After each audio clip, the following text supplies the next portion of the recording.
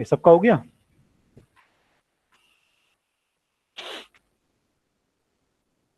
Ice वाला कर लिया ना सबने। उसमें हीट फ्लो जो होगा, हीट फ्लो को इक्वेट करना पड़ेगा आपको आइस के एमएल से, एमएल बाई टाइम से। तो उससे आपका आ जाएगा कि हीट जो आपकी आइस जो जम रही है उसका थिकनेस जो होगी वो टाइम के साथ कैसे वेरी करेगी, है ना। तो आई थिंक क्या आ रहा है रेशोज में, वाई जो है टी स्क्वायर के प्रोपोर्शन आ रहा है, ऐसे कुछ आ रहा है।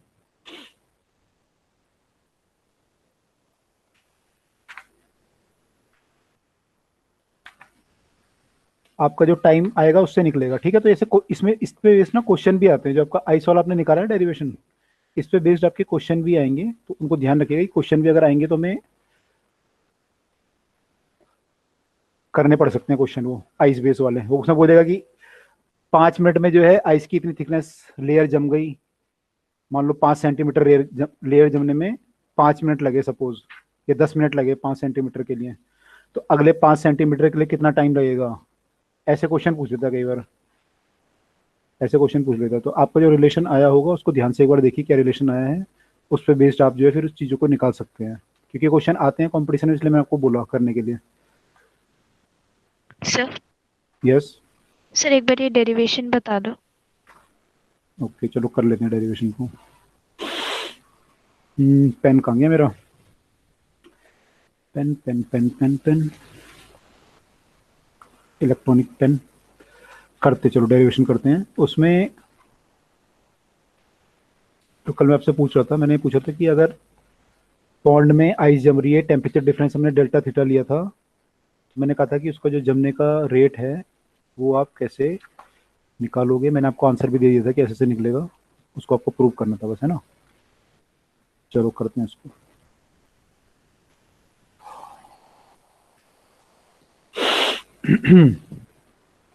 तो यहाँ रख देते हैं। ओके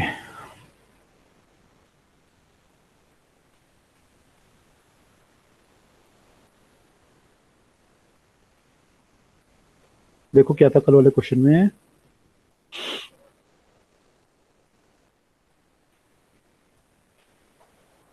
ये पॉन्ड है, यहाँ पे मान लीजिए डेल्टा थीटा टेम्परेचर डिफरेंस है ना, T1 माइनस T2 भी मान सकते हो आप, एक को T1 एक को T2 मान लो, लेकिन डेल्टा थीटा जीरो मान लो। आइस जमेगी तो ऐसी कंडीशन होगी आपकी। अब मान लो ये ऑलरेडी कुछ थिकनेस मान लो कि वाई जम चुका है, और हम ये मान लो वाई जम चुका है ऑलरेडी, और हम लोग एक छोटी सी थिकनेस ले लेते हैं डी वाई की, इसका जमने का निकालते हैं कि एक जमेगा तो इसमें कितना हीट फ्लो करेगा, कितना हीट फ्लो करेगा वो हमें निकालना है मान लो, है ना। ओके तो ये जब जमेगा तो ये हीट जो है एटमॉस्फेयर में लूज करेगा, और मैंने आपको बोला था कि वो हीट जो है आइस के थ्रू पास होके जाएगी। तो इसमें आइस की जो थर्मल कंडक्टिविटी होगी that will play an important role, कि आइस की थर्मल कंडक्टिविटी कितनी है। तो यहाँ पे आइस जो है poor conductor of the heat होता है, तो आइस की थर्मल कंडक्टिविटी कम होती है, तो हीट भी जो आपकी धीरे धीरे फ्लो करेगी बाहर, तो आपके लिए बढ़िया है कि आपके लिए आइस धीरे धीरे जमेगी, अदरवाइज पूरा पॉन्ड एकदम से जम जाता है आपका। ठीक है, तो देखो इसमें कितना आएगा, अगर मैं इसको निकालूं कितना होता है ये।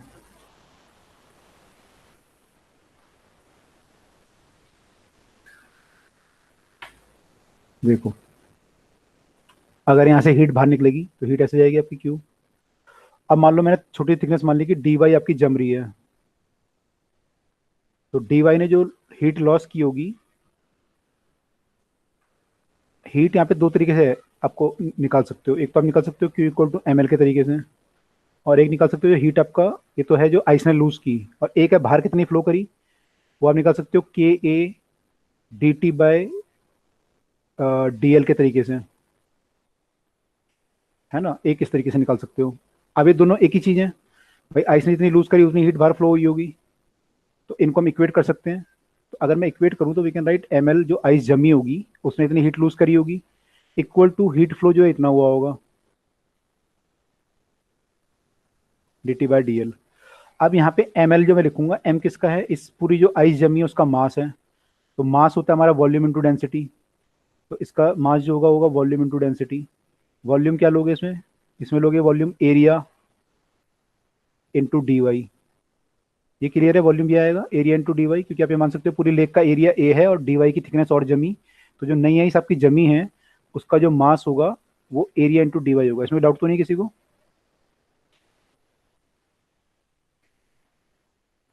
No sir. ओके। और ये डेंसिटी आया आपका, तो यहाँ पे तो ये आ गया। एरिया एक्चुअली आपका कट ही जाएगा वैसे तो, क्योंकि एरिया इस साइड भी आएगा आपके अभी। डेंसिटी आया, ये तो आपकी कांस्टेंट ही रहेगी। के is the conductivity, A is the area, D T. D T जो है टेम्परेचर डिफरेंस है, वो डेल्टा थीटा माना है आपने, सॉरी थीटा माना है, माइनस थीटा माइनस जीरो हो जाएगा। डीएल, डीएल की जगह क्या लूँ, डीएल की जगह क्या लूँ, डी वाई लूँ या वाई लूँ?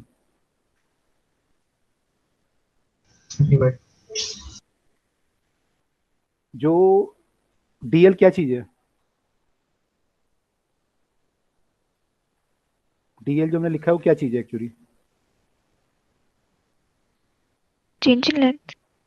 नो, सर लेंथ लेंथ है, किसकी लेंथ है? Sir D Y plus Y. हाँ, लेकिन है क्या, मैंने है क्या एक्चुअली, बेसिकली क्या चीज़ है ये, किसकी लेंथ है ये? सर सर जो मटेरियल पास हो रही है, जो मतलब हीट यहाँ से है, हीट पास हो रही है। उसकी स्मॉल लेंथ है। करेक्ट। हमने ये माना था कि एल जो हमारी होती है, डीएल लिख रहे हैं या डीएक्स लिख रहे हैं, जो भी लिख रहे हैं, वो लेंथ क्या है जिसके अक्रॉस आपका टेम्परेचर डिफरेंस है। जैसे हमने T1 और T2 माना था यहाँ पे, तो हमने इसकी लेंथ एल मानी थी ना यहाँ पे। तो ये टेम्परेचर ग्रेडियंट तभी तो आया था, ये T2 माइनस T1 या T1 माइनस T2 जो आप लिखोगे बाय एल। टेम्परेचर ग्रेडियंट बोला था मैंने इसको आपको। तो ये जो लेंथ है जिसके अक्रॉस हीट पास कर रही है, टेम्परेचर यहाँ T1 है या T2 है, उसके बीच में लेंथ कितनी है। तो क्या लिखूँ बताओ यहाँ पे अब, एल लिखूँ, सॉरी वाई लिखूँ या डी वाई लिखूँ?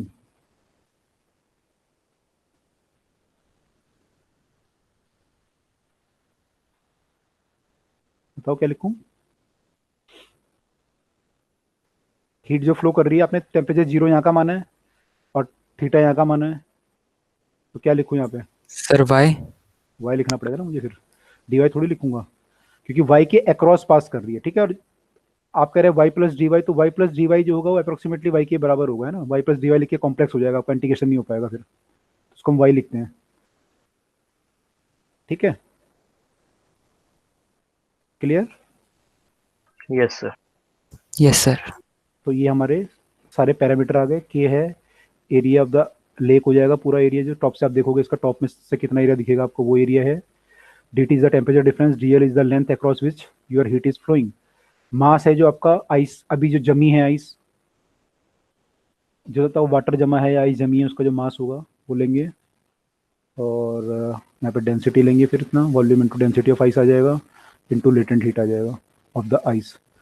इसको जब सॉल्व करोगे तो आपका रहा है A D Y into L equal to K A, अगर आप वैल्यू पुट करोगे थीटा बाय वाई, ये आया। अब इसमें से देखो, इसमें से आप क्या क्या आप वो कर सकते हो। अच्छा, ये आपका जो है heat flow per unit time है, ये है ना के ए डी एल जो है, तो heat flow per unit time था ये वाला, इस साइड वाला आप देखोगे तो ये हमने क्या बोला था, D Q by D T है ना ये तो। Yes sir. और ये वाला क्या है, ये हीट फ्लो है, तो उसको टाइम से डिवाइड करना पड़ेगा हमें। तो मैं इसको टाइम से डिवाइड कर लेता हूँ, तो डी टी आ जाएगा मेरा। इसको मेरे को टाइम से डिवाइड करना पड़ेगा ना, डी टी से, स्मॉल टाइम से। तो ये हो गया heat flow per unit time D T, और ये भी आपका आ गया heat flow per unit time. अब इक्वेट कर सकता हूँ मैं, अब मेरा ये बराबर है, तो यहाँ पे ये डी टी भी आएगा साथ में। क्लियर? Yes sir. आप क्रॉस मल्टीप्लाई कर लो, तो वाई वाला यहाँ आ गया, डी टी वाला यहाँ ले जाओ और इसे इंटीग्रेट कर लो। थीटा तो कांस्टेंट ही है, थीटा ही बाहर आ जाएगा वैसे तो, अभी बाहर कर लेते हैं।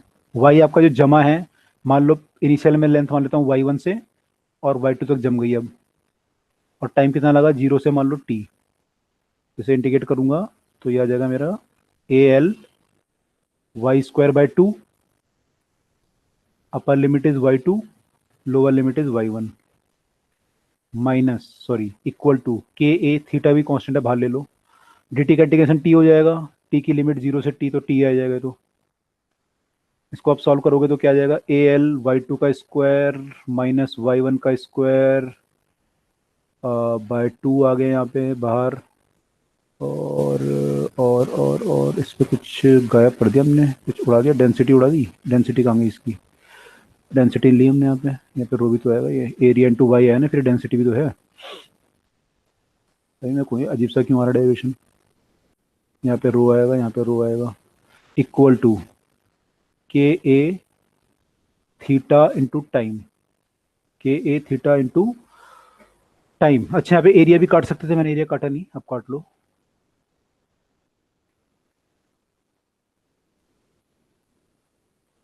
ये काट लो, एल जो है लेटेंट हीट ऑफ आइस है, रो है डेंसिटी ऑफ द आइस है, तो आपका जो फॉर्मूला बन रहा है इससे क्या बन रहा है, टाइम अगर मैं निकालूं यहाँ से तो टाइम आपका बन रहा है, इसको ए थीटा का अपॉन में ले जाता हूँ तो टाइम आपका आ रहा है यहाँ से रो एल बाय टू, मैंने के काट दिया, ए काटना था यार, के नहीं काटना था, ए काटना था, गलत हो गया, सही कर लो, ठीक है, टू के थीटा और Y two square minus Y one square, Y two square minus Y one square, ठीक है, तो कुल मिला के मेरा ये आ रहा है, टाइम जो मेरा लगेगा वो इतना लगेगा, तो टाइम जो है ये सब तो कांस्टेंट होगा, जब आपकी थिकनेस बढ़ेगी आइस की तो रूट तो कांस्टेंट होगा, लेटेंट हीट ऑफ आइस भी कांस्टेंट होगा, thermal conductivity of ice constant होगा, टेम्परेचर डिफरेंस भी कांस्टेंट रहेगा आपका, अंदर जीरो बाहर थीटा, तो आपका जो टाइम आ रहा है वो प्रोपोर्शन किसके आ रहा है, Y two square minus Y one square के प्रोपोर्शन आ रहा है, तो ये आपको ध्यान रखना है, इस पे बेस्ड क्वेश्चन आते हैं कि आपकी थिकनेस 5 सेंटीमीटर होने में कितना टाइम लगा, तो बताओ 5 से 10 होने में कितना टाइम लगेगा, है ना, तो वहां पे थोड़ा सा देख लेना, ठीक है, डेरिवेशन क्लियर हुआ सबको, यस सर। Yes, sir. तो बताओ 0 से अगर 5 सेंटीमीटर होने में मान लो 10 मिनट लगे, तो 5 सेंटीमीटर और जमने में, या मैं बोल सकता हूँ 5 से 10 सेंटीमीटर होने में कितना टाइम लगेगा,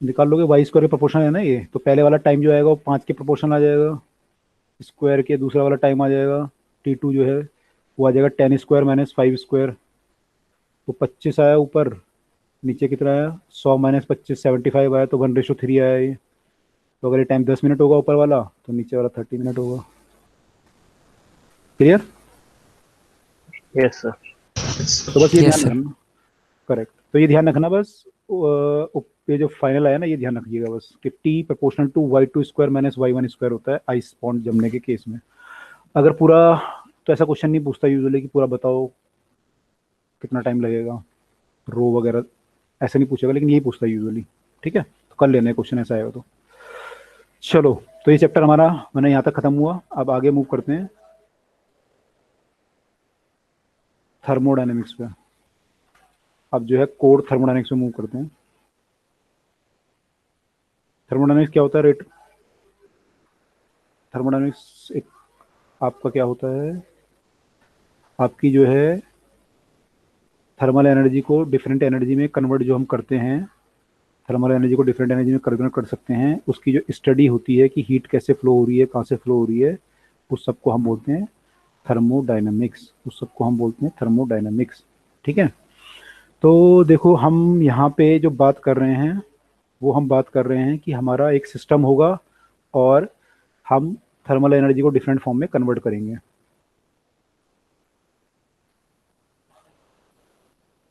उस सिस्टम पे हम ऑब्जर्व करेंगे क्या क्या हो रहा है, वो सिस्टम हमारे लिए क्या क्या कर सकता है, हमें ये देखना है ना, तो ये है थर्मोडायनामिक्स, थर्मोडायनामिक्स में हम लोग जो बात करेंगे we will talk about a system, system का टेम्परेचर कितना है, सिस्टम का वॉल्यूम कितना है, सिस्टम का प्रेशर कितना है, सिस्टम की एनर्जी तो निकाल नहीं सकते आप, चेंज इन एनर्जी निकाल सकते हो, चेंज इन एनर्जी कितनी है, सिस्टम को हीट कितना दिया, वो सब निकाल सकते हैं हम लोग। तो उसने कितना वर्क किया वो निकालेंगे। तो इन सब का फिर रिलेशन क्या है, वर्क का रिलेशन क्या है, टेम्परेचर से, वॉल्यूम से, प्रेशर से। और आप डिफरेंट टाइप के जब वर्क करते हो, मैंने आप कांस्टेंट वॉल्यूम पे वर्क कर सकते हो, कांस्टेंट प्रेशर पे मान लो करोगे, या किसी और कंडीशन में करोगे, तो कितना आपका वर्क होगा, उसमें कितने टेम्परेचर चेंज होगा, इनिशियल टेम्परेचर अगर इतना है तो फाइनल कितना होगा। तो ये सब की जो स्टडी है हमें थर्मोडायनेमिक्स से करनी है। इसमें कुछ जो है गैसेस जो आपके आपने वो पढ़े होंगे, लॉज पढ़े होंगे, वो आपके एप्लीकेबल होंगे, बॉयल्स लॉ, चार्ल्स लॉ वगैरह वगैरह, वो आप ऑलरेडी पढ़ चुके हो केमिस्ट्री में, आई होप, है ना, पढ़ चुके हो ना, केमिस्ट्री में तो पढ़ लिया होगा। Yes sir. ओके, तो वो सब हमारे यूज होंगे, बॉयल्स लॉ, चार्ल्स लॉ वगैरह वगैरह, उनको भी देखेंगे कैसे कैसे होगा। तो वैसे है क्या बॉयल्स लॉ, क्या है, आइडियल गैस इक्वेशन क्या है पहले तो, PV equals to NRT. ठीक है। बॉयल्स लॉ क्या, बॉयल्स लॉ क्या है, P is inversely proportional to volume E is inversely at constant temperature. S constant Temperature. Temperature. और भी कुछ चीज रिक्वायरमेंट है इसमें, कांस्टेंट टेम्परेचर से काम चल जाएगा या कुछ और भी रिक्वायरमेंट है? Number of moles. So number of moles भी. For a given volume. Given volume नहीं, गिवन वॉल्यूम तो नहीं होता ना, पीवी कांस्टेंट होता है ना, वी तो चेंज होता है, पीवी चेंज होता है, टेम्परेचर कांस्टेंट होता है ना बॉयल्स लॉ में। तो Yes, sir. Moles. मोल चाहिए आपको, अगर आपका गैस के मोल चेंज हो गए ना तो फिर आपके कोई भी इक्वेशन काम नहीं करेगी।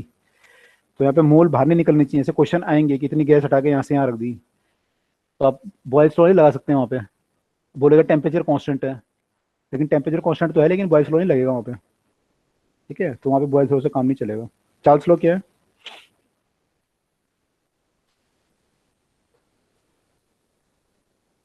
Pressure is directly proportional to Pressure by P. At Yes sir. Constant Volume and number of moles. For a fixed amount of gas, है ना, या fix number of mole of the gases, gas, ठीक है। आप isolated system वगैरह पढ़ चुके होंगे, Yes sir. Yes sir. क्या होता है?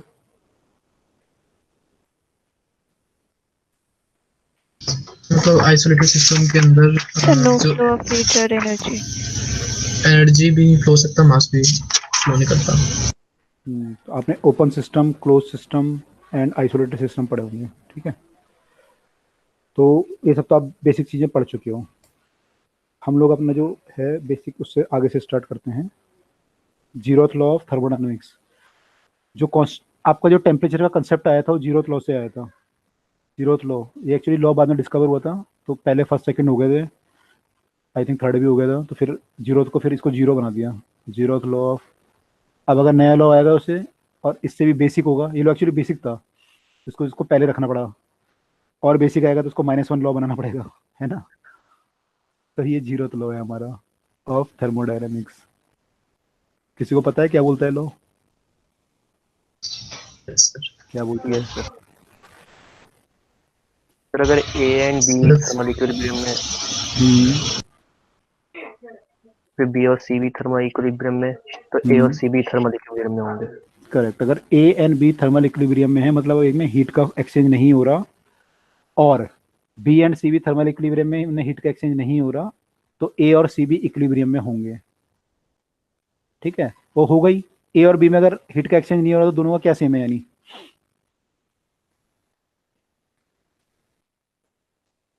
टेम्परेचर। Yes. अगर ए और बी में हीट का एक्सचेंज नहीं हो रहा, दोनों का टेम्परेचर सेम है।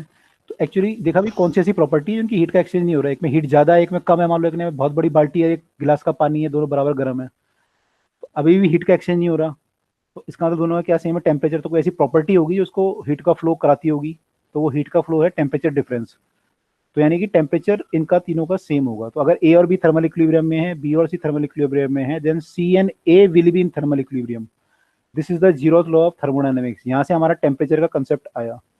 तो इन बॉडी का टेम्परेचर आपस में बराबर होगा, इन बॉडी का टेम्परेचर आपस में बराबर होगा, तो यहाँ से टेम्परेचर का कंसेप्ट आया, ठीक है। अब हम बात करते हैं आगे, हम बात करते हैं सिस्टम की एनर्जी के बारे में, जो हम सिस्टम पढ़ रहे हैं उसकी एनर्जी क्या है? हीट तो आप समझते हो, heat is that form of energy, और ये हाई टेम्परेचर से लो टेम्परेचर पे फ्लो करती है। तो हीट तो पता ही है। यूनिट इसकी जूल होगी, डायमेंशन इसके निकाल लोगे, डायमेंशन जो उसकी वर्क की डायमेंशन होगी वो इसकी आएगी।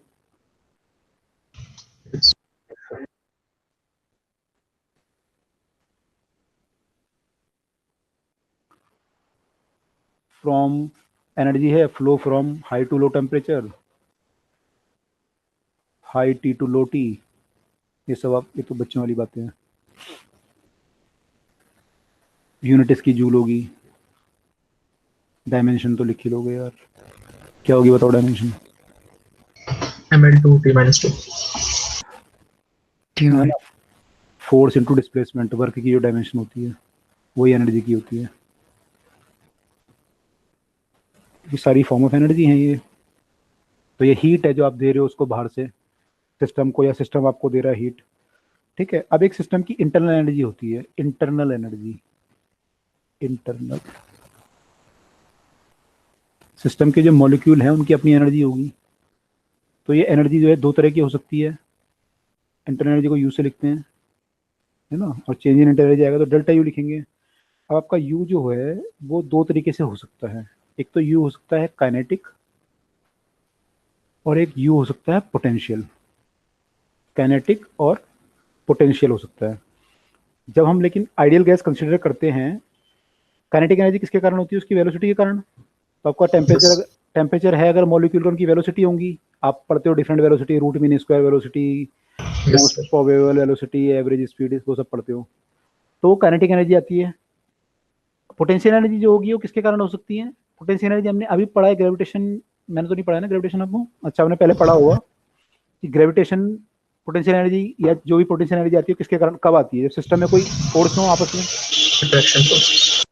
हाँ, कोई इंटरनल जो है अट्रैक्शन फोर्सेज हो तो आपकी पोटेंशियल एनर्जी आती है यहाँ पे। तो अगर गैस के मॉलिक्यूल के बीच में आपस में फोर्स है तो उनके कोई पोटेंशियल एनर्जी भी होगी, ठीक है। लेकिन हम आइडियल गैस जो हम कंसीडर करते हैं, क्या हम उसमें इंटरनल फोर्स कंसीडर करते हैं आपस में? इंटरमोलिकुलर फोर्स नहीं करते। तो आइडियल गैस के केस में हम लोग कहते हैं कि UP is zero, UP is zero. तो यू जो है वो किस पे डिपेंड करता है? वो कितना होता है? यू के काइनेटिक एनर्जी के बराबर होता है, काइनेटिक एनर्जी के बराबर। और काइनेटिक एनर्जी एक्चुअली जो है, अभी आप थोड़ी देर बाद देखोगे गैस लॉ जब पढ़ोगे, आज नहीं मतलब अगली क्लास में, तो काइनेटिक एनर्जी जो है टेम्परेचर के प्रोपोर्शनल होता है, एब्सोल्यूट टेम्परेचर के प्रोपोर्शनल। तो आपकी जो इंटरनल एनर्जी है वो भी प्रोपोर्शनल हो जाएगी टेम्परेचर के। Internal energy is proportional to the temperature of the gas. तो आपकी टोटल एनर्जी जो है अब वो केवल किस पे डिपेंड है? हमारे टेम्परेचर पे। तो जो हम सिस्टम यहाँ पे पढ़ रहे हैं फिजिक्स में आइडियल गैस के, या केमिस्ट्री में पढ़ रहे होगे आप लोग, तो वहाँ पे इंटरनल एनर्जी जो है वो टेम्परेचर के प्रोपोर्शनल है, एब्सोल्यूट टेम्परेचर के। तो टेम्परेचर आप अगर डबल करोगे तो इंटरनल एनर्जी डबल हो जाएगी, ठीक है।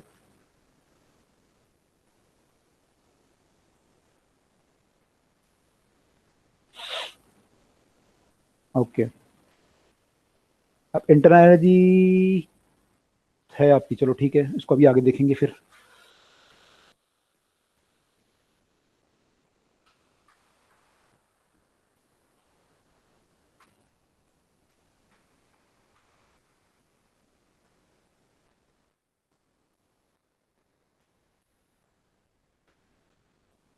अब जो है हमारे कुछ थर्मोडायनामिक स्टेट वेरिएबल होते हैं, जैसे मैंने आपको बताया प्रेशर, वॉल्यूम, टेम्परेचर एक्सेट्रा, इनको हम बोलते हैं मास है उसका, और क्या क्या हो सकता है, वो जो है थर्मोडायनामिक स्टेट वेरिएबल हैं, ठीक है।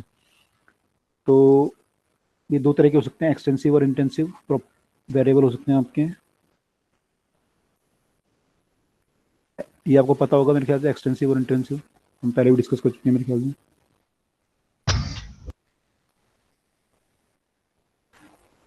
थर्मोडायनामिक स्टेट वेरिएबल,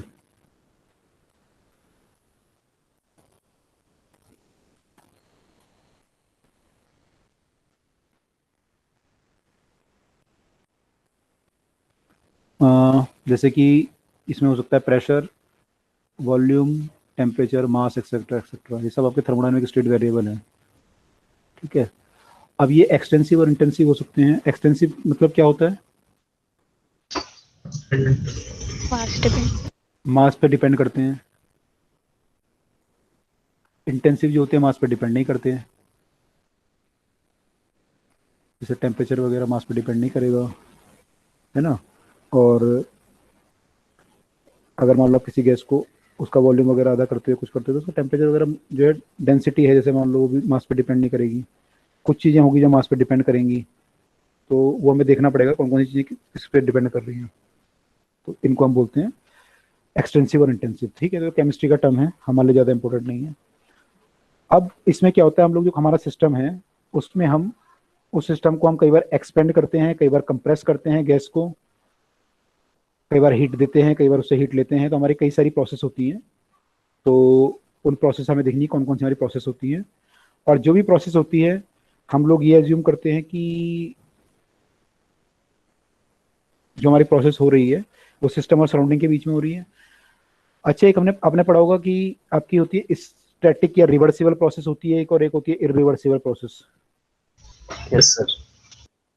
तो क्या फर्क होता है reversible irreversible? Reversible infinite time तक चलती रहती है, बहुत स्लो स्लो, और उसे किसी मोमेंट ऑफ टाइम पे हम रिवर्स कर सकते हैं। लेकिन रिवर्सिबल कंपैरेटिवली फास्टर होती है और वो रिवर्स नहीं की जा सकती, तो उसके लिए वर्क करना पड़ेगा। ठीक है, ओके। इरिवर्सिबल जो प्रोसेस होती है वो बहुत फास्ट होती हैं, तो आपके अच्छा, रिवर्सिबल को आप सेम पाथ से रिट्रेस कर सकते हो, है ना। रिट्रेस जैसे आप ऊपर उसका वॉल्यूम बढ़ा रहे हो फिर आप घटा भी सकते हो उसी पाथ के थ्रू, अगर आप ग्राफ रफ बनाओगे। लेकिन इरिवर्सिबल में ऐसा नहीं होता, सेम कंडीशन को आप अचीव नहीं कर पाते। तो हम जो प्रोसेस पढ़ेंगे, लेट अस सी कौन कौन सी प्रोसेस पढ़ेंगे। हम लोग पढ़ेंगे जो है थर्मोडायनामिक प्रोसेसेस। आपने पढ़ा होगा, आपने भी पढ़ लिया होगा आइसोथर्मल प्रोसेस क्या होती है।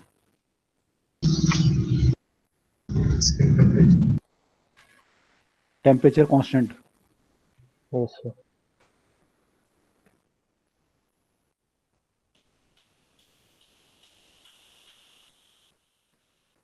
टेम्परेचर कांस्टेंट है तो इंटरनल एनर्जी क्या होगी इसमें?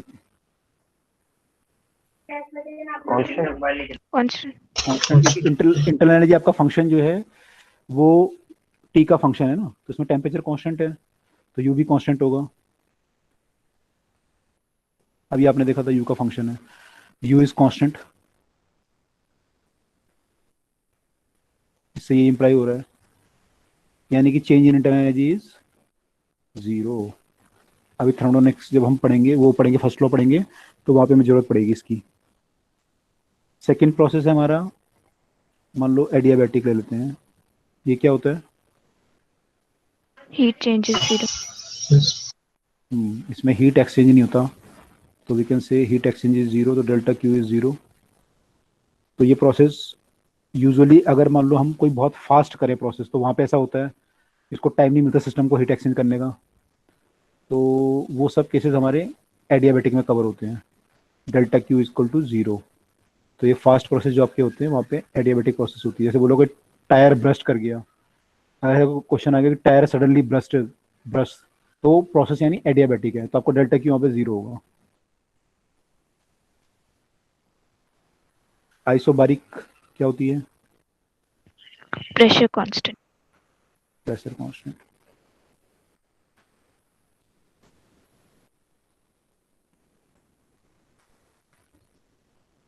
अगर आप क्लोज कंटेनर को हीट कर रहे हो, कंटेनर है मान लो, पिस्टन नहीं है, तो क्या वो आइसोबारिक होगी?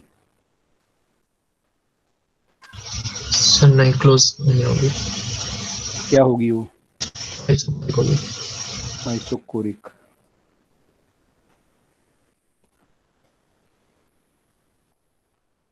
आइसोबारिक कब हो सकती है? सर हम एक ऐसे वेसल में कर रहे हैं जो ओपन है। लेकिन मैं तो ऊपर में कर नहीं सकता हूँ, उड़ जाएगा ना सब कुछ मेरा, गैस वैसे सब उड़ जाएगी फिर। तो मैं तो पिस्टन लगा दूं अगर एक, और पिस्टन पे कोई फोर्स ना लगाऊं, तो ये मान लो गैस यहाँ भरी हुई है, तो इस पे जो प्रेशर होगा वो किसका होगा? मान लो पिस्टन को मासलेस मान लेता हूँ, तो इस पे जो प्रेशर होगा वो एटमॉस्फेरिक प्रेशर होगा। तो गैस पे जो प्रेशर लग रहा है वो एटमॉस्फेरिक लग रहा है, ठीक है। अगर मान लो पिस्टन का मास भी होता तो यहाँ पे जो गैस पे प्रेशर लग रहा होता P इक्वल टू जाता P not plus mg by area. Piston जो फोर्स लगाएगा वो P नॉट तो लगाएगा इसके कारण yes plus mg by area, तो P इतना आता। लेकिन ये P कांस्टेंट होता, अगर मान लो पिस्टन बाहर गया या अंदर आया तो ना तो mg चेंज हो रहा ना आपका P नॉट चेंज हो रहा है, तो दोनों केस में P आपका जो है कांस्टेंट रहेगा। तो इस केस में हम बोलेंगे प्रोसेस हमारी कैसी है, ये आइसोबारिक प्रोसेस है। क्लियर? तो आइसोथर्मल में आपने डेल्टा वी यानी वॉल्यूम, आइसोथर्मल में डेल्टा U अच्छा इंटरनल एनर्जी। Internal energy.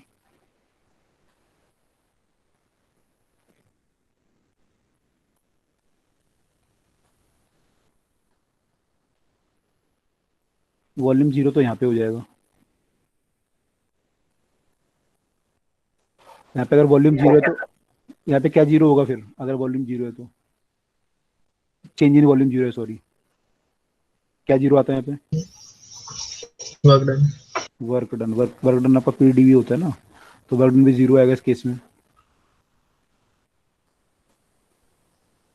इस केस में वर्क डन भी जीरो आएगा। ठीक है, तो ये हमें ध्यान रखना है कौन कौन सी प्रोसेस में क्या क्या चीज़ें होती हैं। आइसोथर्मल प्रोसेस जो होगा उसमें आपको वेसल जो लेना पड़ेगा वो कैसा लेना पड़ेगा, कंडक्टिंग या non conducting? Non conduct.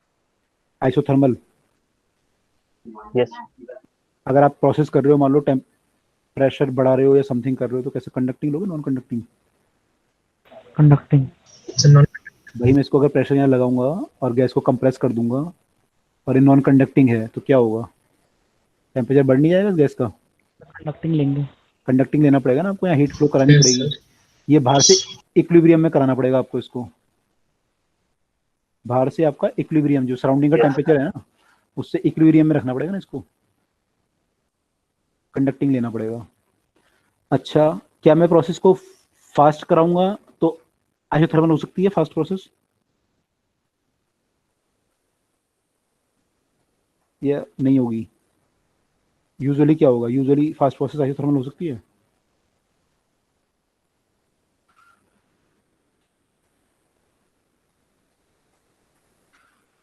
Fast मतलब आपने तेजी से पिस्टन को नीचे कर दिया तो आपने वर्क कर दिया सिस्टम पे, तो क्या वो कांस्टेंट टेम्परेचर रहेगा उसमें?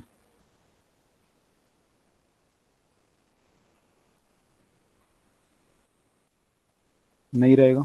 आपने वर्क कर दिया ना सिस्टम पे, अभी आप फर्स्ट लॉ पढ़ोगे तो आपने वर्क कर दिया, हीट तो दी नहीं आपने, डेल्टा क्यों नहीं दिया, लेकिन आपने वर्क कर दिया। अगर आप वर्क कर दोगे तो इंटर एनर्जी सिस्टम की चेंज हो जाएगी, इंटर एनर्जी सिस्टम की क्या होगी, चेंज। अगर इंटर एनर्जी चेंज होगी तो फिर क्या होगा, सिस्टम हीट तो कर नहीं पाएगा एक्सचेंज, सिस्टम आपने फटाफट से वर्क किया बहुत ज़्यादा तेजी से, तो हीट एक्सचेंज जो कर नहीं पाएगा उसकी इंटर एनर्जी चेंज हो जाएगी, यानी टेम्परेचर चेंज हो जाएगा।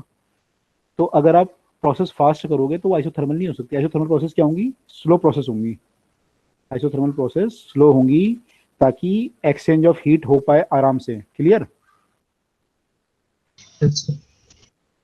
ये जो है स्लो होंगी, और एडियाबैटिक वाली हमने फास्ट लिखी थी, फास्ट प्रोसेस, ये स्लो है। तो ये ध्यान रखना, मैंने क्वेश्चन जब आएंगे ना तो ध्यान रखना है कि कौन सा प्रोसेस हो सकता है कौन सा नहीं हो सकता। एग्जाम्पल क्या है इसके आइसोथर्मल के,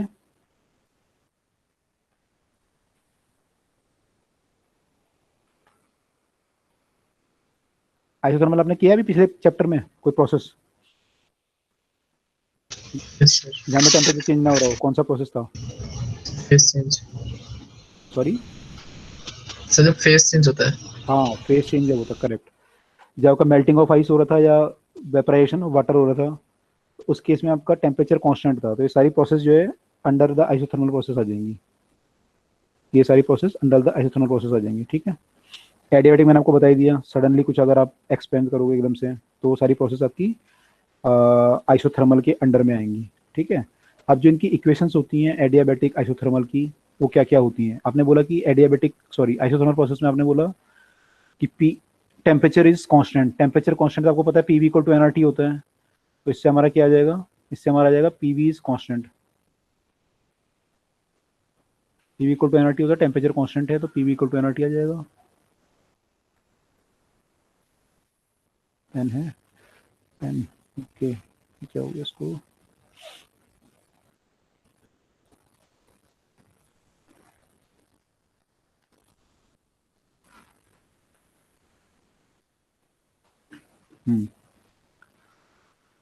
तो आइसोथर्मल प्रोसेस में आपने बोला कि टेम्परेचर इज कांस्टेंट। तो अगर टेम्परेचर कांस्टेंट है हम पीवी इक्वल टू एनआरटी का यूज करें तो you can say that PV equal to NRT. तो ये सब कांस्टेंट होगा, एन तो कांस्टेंट है अगर नंबर ऑफ मोल फिक्स है, आर तो कांस्टेंट ही होता है, टी कांस्टेंट कर दिया आपने तो we can write P one V one equal to P two V two and this are constant. ये आपकी इक्वेशन ऑफ आइसोथर्मल प्रोसेस हो गई।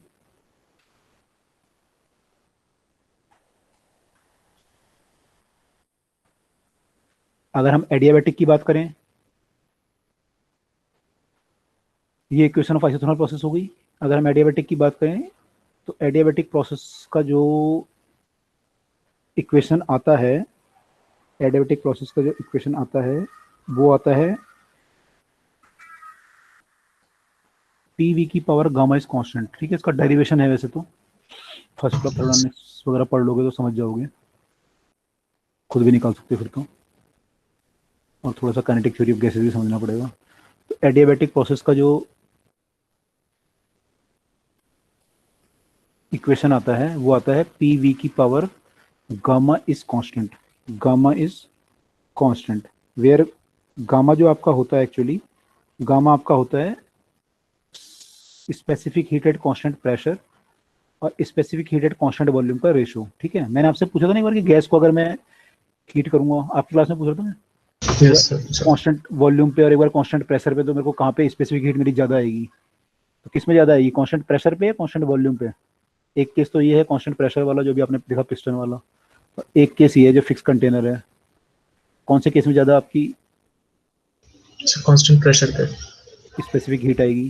कांस्टेंट प्रेशर पे, क्योंकि कांस्टेंट प्रेशर पे कुछ जो हीट होगी वो वर्क करने में, इसको बाहर धकेलने में यूज हो जाएगी, क्योंकि टेम्परेचर बढ़ेगा इसका जैसे आप हीट दोगे इसको, तो ये कुछ हीट जो आपकी होगी वो वर्क डन करने में यूज हो जाएगी। तो सारी हीट इसकी इंटरनल एनर्जी बढ़ाने में यूज नहीं होगी, कुछ तो कहाँ चली जाएगी, वर्क डन करने में।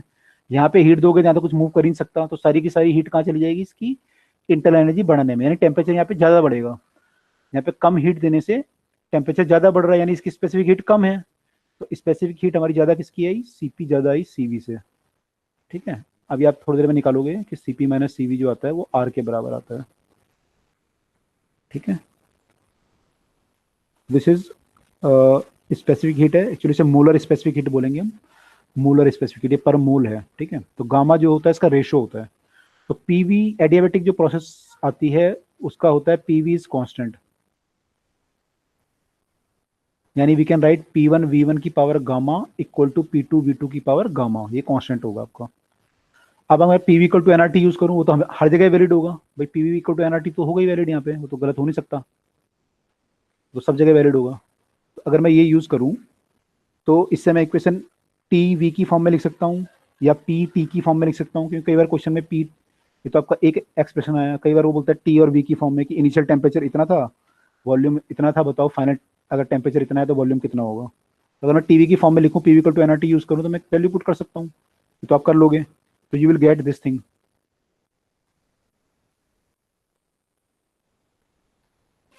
ठीक है, आई होप ये कर लोगे आप लोग ड्राइव।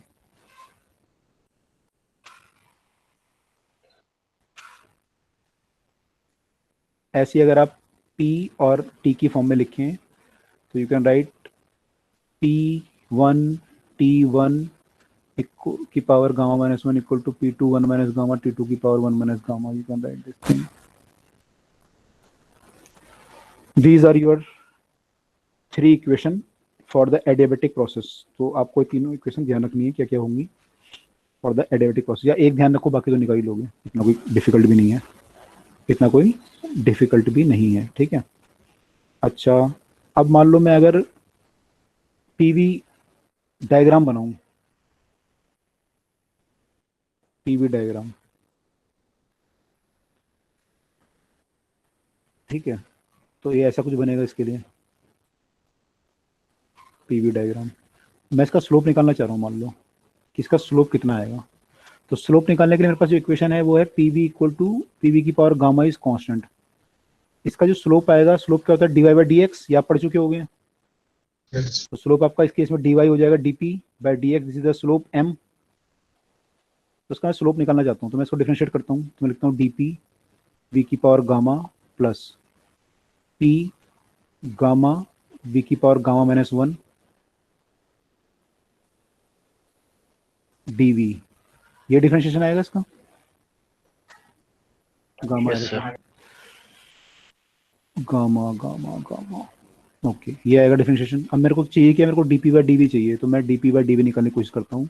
मेरा dp v की पावर गामा इक्वल टू आ रहा है minus of p gamma v की पावर गामा माइनस 1 dv।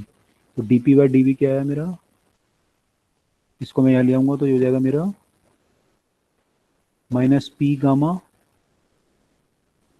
और v की पावर गामा माइनस 1, नीचे v है तो यह एक v बचेगा, तो बाय v हो जाएगा। उसका स्लोप आ रहा है, वो आ रहा है minus p gamma by v, ये मेरा स्लोप है, ठीक है। और ये स्लोप नेगेटिव आ रहा है, आप देख भी यहाँ पे स्लोप नेगेटिव आ रहा है। तो this is minus p v की पावर गामा। तो अगर इसका किसी गैस का गामा ज़्यादा है तो उसका स्लोप नेगेटिव में ज़्यादा आएगा, ठीक है। अच्छा, अगर आप पीछे निकालते स्लोप इस केस में, आइसोथर्मल प्रोसेस में निकालते स्लोप, इसको डिफरेंशिएट करते तो क्या लिखते आप, p dv plus v dp equal to 0। यहाँ से आप स्लोप निकालते हैं तो आपका स्लोप क्या था पीछे, dp by dv, dp by dv, dp by dv जो आपका आएगा वो आएगा इस केस में माइनस p बाई v आएगा। इस केस में ये आ रहा है मेरा स्लोप, और अगर मैं इस केस में निकालूं तो मेरा स्लोप ये आ रहा है।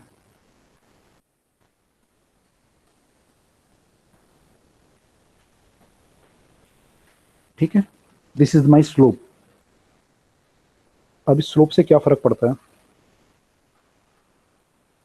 स्लोप से क्या फर्क पड़ता है, dp बाई dv किसकी इक्वल है, minus dp by dv is equal to minus gamma p by v, p by v, clear. Yes sir. पीछे क्या आया था, गामा पी वी आया था, यहाँ पे गामा पी वाई भी आया। This we can write minus gamma times the slope of the isothermal process.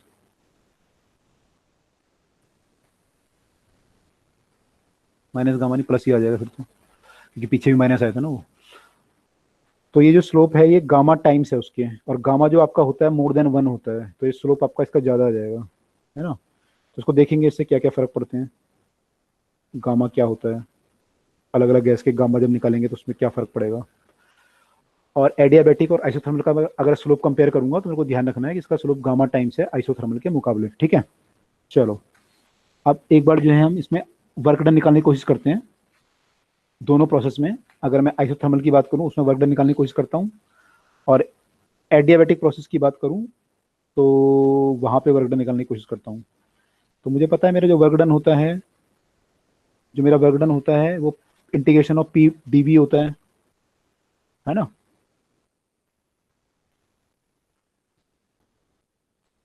Work done जो होता है वो होता है वैसे तो एफ डी एक्स होता है। इसको अगर आप सॉल्व करोगे तो इंटीग्रेशन ऑफ पी डी, मैंने इसका इंटीग्रेशन होता है वैसे तो, इस केस में ये आ जाएगा पी डी वी, है ना। एरिया से मल्टीप्लाई करोगे, एरिया से डिवाइड करोगे तो ये बन जाएगा पी डी वी। तो ये हमारा वर्क डन होता है। अब मान लो मेरी प्रोसेस देखते हैं दोनों, आइसोथर्मल एडियाबैटिक में क्या क्या वर्क डन आएंगे, आइसोकोरिक में क्या आएगा। पहले आइसोथर्मल देखते हैं। आइसोथर्मल प्रोसेस में टेम्परेचर कांस्टेंट है, टेम्परेचर कांस्टेंट है, और पीवी यानी पीवी हमारा कांस्टेंट था, पीवी हमारा कांस्टेंट था। तो आइसोथर्मल प्रोसेस में अगर मैं वर्क डन निकालूंगा तो मैं लिख सकता हूँ PV is constant, PV equal to NRT लिख सकता हूँ, पीवी इक्वल टू एनआरटी लिख सकता हूँ। तो मुझे वर्क डन निकालना है integration of P D V. अब यहाँ पे क्या हो रहा है कि ये दोनों वेरिएबल चेंज होते हैं, दोनों वेरिएबल है मैंने, क्योंकि यहाँ पे टेम्परेचर कांस्टेंट है तो पी और वी दोनों चेंज होंगे। तो यहाँ पे मैं इनको बाहर नहीं निकाल सकता पी को या किसी को। इंटीग्रेशन तो मुझे पता है मुझे v1 से v2 करना है, लेकिन मेरे को इनसे को बाहर नहीं निकाल सकता क्योंकि दो वेरिएबल हैं यहाँ पे। तो दो वेरिएबल अगर हैं तो पहले मैं एक वेरिएबल को चेंज करता हूँ दूसरे वेरिएबल की फॉर्म में, तो मैं पी को चेंज कर लेता हूँ। पी को चेंज कर लेता हूँ, तो पी को यहाँ से चेंज करूंगा तो पी मेरा आ जाएगा nRT बाई वी, तो मैं इसको लिख सकता हूँ nRT बाई वी dv। अब मैं इंटीग्रेशन कर सकता हूँ v1 से v2 तक, क्योंकि अब मेरा एक वेरिएबल है, टेम्परेचर तो कांस्टेंट है, r कांस्टेंट, n कांस्टेंट, इसको बाहर ले आओ, nRT बाहर आ गया, dv बाई वी आ गया। और इसका इंटीग्रेशन क्या होता है 1/x का ln v2 by v1। ln आ जाएगा, ln है। ln v आ जाएगा, है ना। तो ये आपका आ जाएगा nRT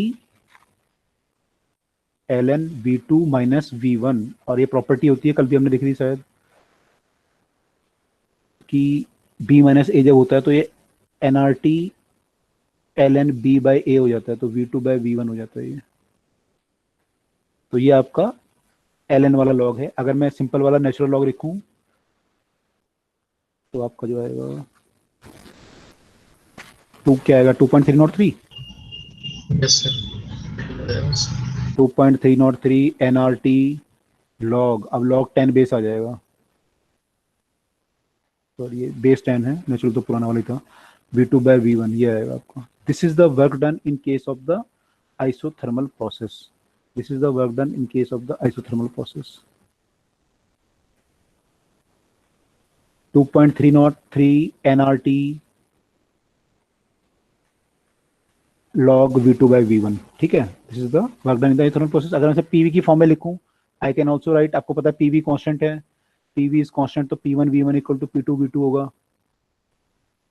अगर आप यहाँ पुट करोगे p1 v2 तो यहाँ पे इन्वर्सली आ जाएगा, तो आ जाएगा 2.303 nRT log v1, sorry p1 ऊपर आ जाएगा, p2 नीचे आ जाएगा, क्योंकि इन्वर्स आ जाएगा इनका रिलेशन।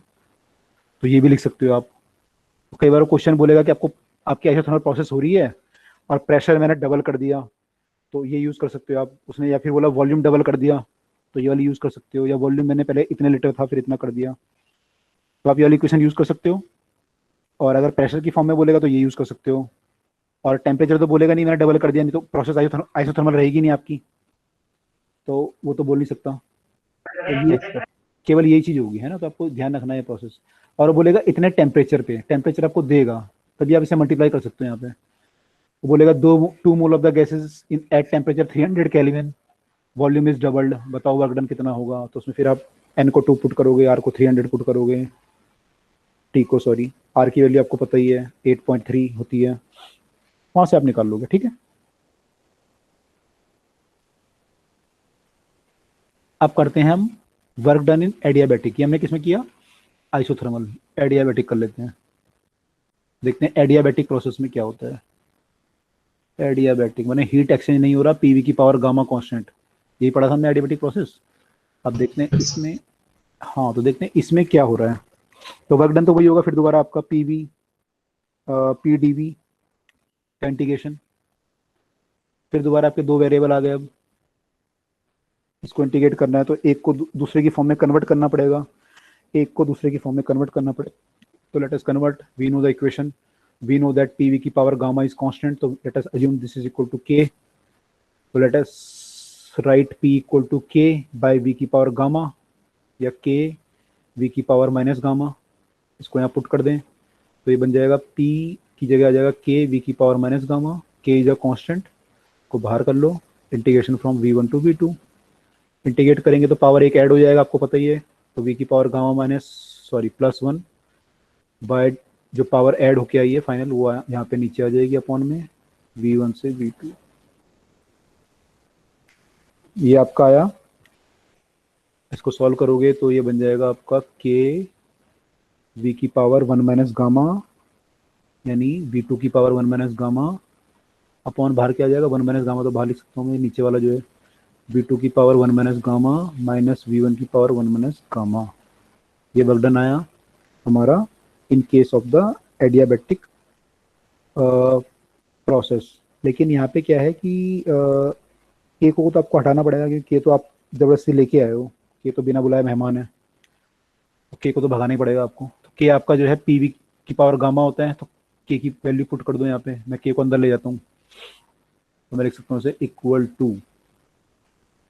टू 1/1 माइनस गामा तो बाहर ही रहने दो, के को अंदर ले जाओ, तो के को अंदर ले जाओगे तो यहाँ पे V2 के साथ मल्टीप्लाई होगा पहले, तो के को मैं क्या लिख सकता हूँ, के मेरा PV की पावर गामा था, तो मैं लिख सकता हूँ यहाँ पे P2V2 की पावर गामा इंटू V2 की पावर 1 माइनस गामा, है ना। मैंने यहाँ पे P2 की फॉर्म में लिखा ताकि मेरा मल्टीप्लाई आराम से हो जाए, माइनस जब यहाँ मल्टीप्लाई करूँगा तो P1V1 की फॉर्म में लिखूंगा। अब मैं लिखता हूँ P1V1 की पावर गामा और V1 की पावर 1 माइनस गामा, ठीक है। इसको जब आप सॉल्व करोगे अब तो P2 आ जाएगा, ये V2 की पावर गामा 1 माइनस गामा, तो कितना बचेगा, ये V2 बचेगा, तो ये आ जाएगा V2 P2V2 माइनस P1V1 हो जाएगा, ये divide by 1 minus gamma, divide by 1 minus gamma, this is equal to the work done in this process, work done in this process. अब यहाँ पे होता क्या है, एक्चुअली गामा 1 से बड़ा होता है तो फैक्टर नेगेटिव आएगा, फैक्टर क्या आएगा, नेगेटिव। तो कई बार लोग ऐसे भी लिख देते हैं इसे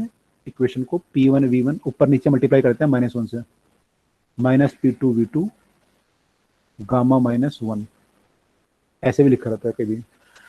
तो एक्चुअली यहाँ पे क्या होता है, फाइनल माइनस इनिशियल आ रहा था लेकिन नीचे नेगेटिव आ रहा था, तो आप याद करने को ये भी याद कर सकते हो फॉर्मूला, ये भी कर सकते हो, बस यहाँ फाइनल माइनस इनिशियल आएगा तो 1 माइनस गामा करना पड़ेगा, और इनिशियल माइनस फाइनल करोगे तो गामा -1 हो जाएगा। तो this is the work done case of the adiabatic process. इसको अगर आप चाहो तो NRT की फॉर्म में भी लिख सकते हो, अगर आप NRT पुट करोगे तो यहाँ पे आपका ये आ जाएगा T1 आ जाएगा, T1 minus T2 gamma -1। These all are the equation for the adiabatic process, ठीक है। All are the work done for the adiabatic process. तो एडियाबैटिक का वर्क डन हमारा ये आता है गामा की फॉर्म में, आइसोथर्मल का जो आ रहा था वो एलन की फॉर्म में आता है, जो पीछे मैं निकाला था ये वाला। अब देखते हैं बाकी दो प्रोसेस। आइसोकोरिक, इसका वर्क डन कितना आएगा,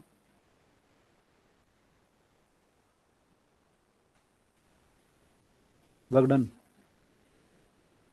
आइसोकोरिक 0 हो जाएगा, 0 हो जाएगा यार सर 0। डेल्टा भी 0 है तो वर्क डन 0। लास्ट क्या बचता है हमारा, आइसोबारिक में प्रेशर कांस्टेंट है, तो आपका इंटीग्रेशन इजी हो जाएगा, पी को बाहर ले आएंगे इंटीग्रेशन के, तो हमारा जो इंटीग्रेशन वर्क डन होगा वो हो जाएगा, पी बाहर आ जाएगा, तो V1 माइनस V2 सीधा इंटीग्रेशन हो जाएगा, तो PV2 minus V1, pressure constant है यहाँ पे, ठीक है। तो हमने चारों केस में देख लिया कि हमारा जो वर्क डन आता है, जो वर्क डन हमारा आता है वो हमारा क्या क्या आता है, तो हमने निकाल लिया चारों में वर्क डन, ठीक है। ये क्लियर है सबको अब तक जो हमने किया है, यस सर। ओके।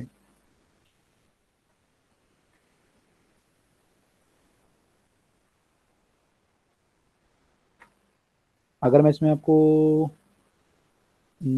चलो क्वेश्चन में देखेंगे, अभी नहीं बोलता, आगे देखेंगे। पहले फर्स्ट लॉ ऑफ थर्मोडायनामिक्स पढ़ लेते हैं। फर्स्ट लॉ ऑफ थर्मोडायनामिक्स क्या बोलता है भाई, एनर्जी के बारे में क्या बोलता है वो, energy equals to change in work plus change in heat exchange. Okay. वैसे फर्स्ट लॉ जो है वो क्या बोलता है कि एनर्जी आपकी कंजर्व रहेगी सिस्टम की, है ना। तो जो एनर्जी आपकी टोटल है, मैंने सिस्टम की नहीं, और जो आप एनर्जी से टोटल दे रहे हो कांस्टेंट आपकी रहेगी, यूनिवर्स की मान सकते हो। तो अगर आपने उसको कुछ सिस्टम को हीट दी तो जो हीट एनर्जी है उसकी, देखो कंजर्वेशन ऑफ एनर्जी बेस्ड है फर्स्ट लॉ ऑफ थर्मोडायनामिक्स। तो फर्स्ट लॉ 0 आपने पढ़ लिया, फर्स्ट पढ़ रहे हो, first law of thermodynamics.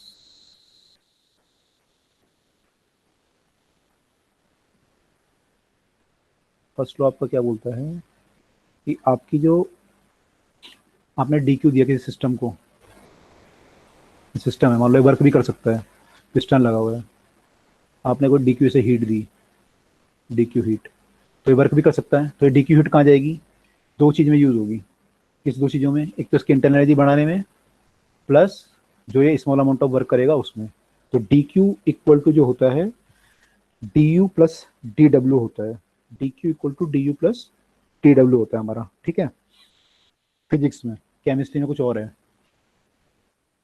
Physics में हमारा DQ ये होता है। उसमें साइन कन्वेंशन क्या है, DQ जो हीट गिवन है, अगर heat given to the system होगा तो हम क्या लेते हैं, ये तो पॉजिटिव ही लेते हैं केमिस्ट्री में भी।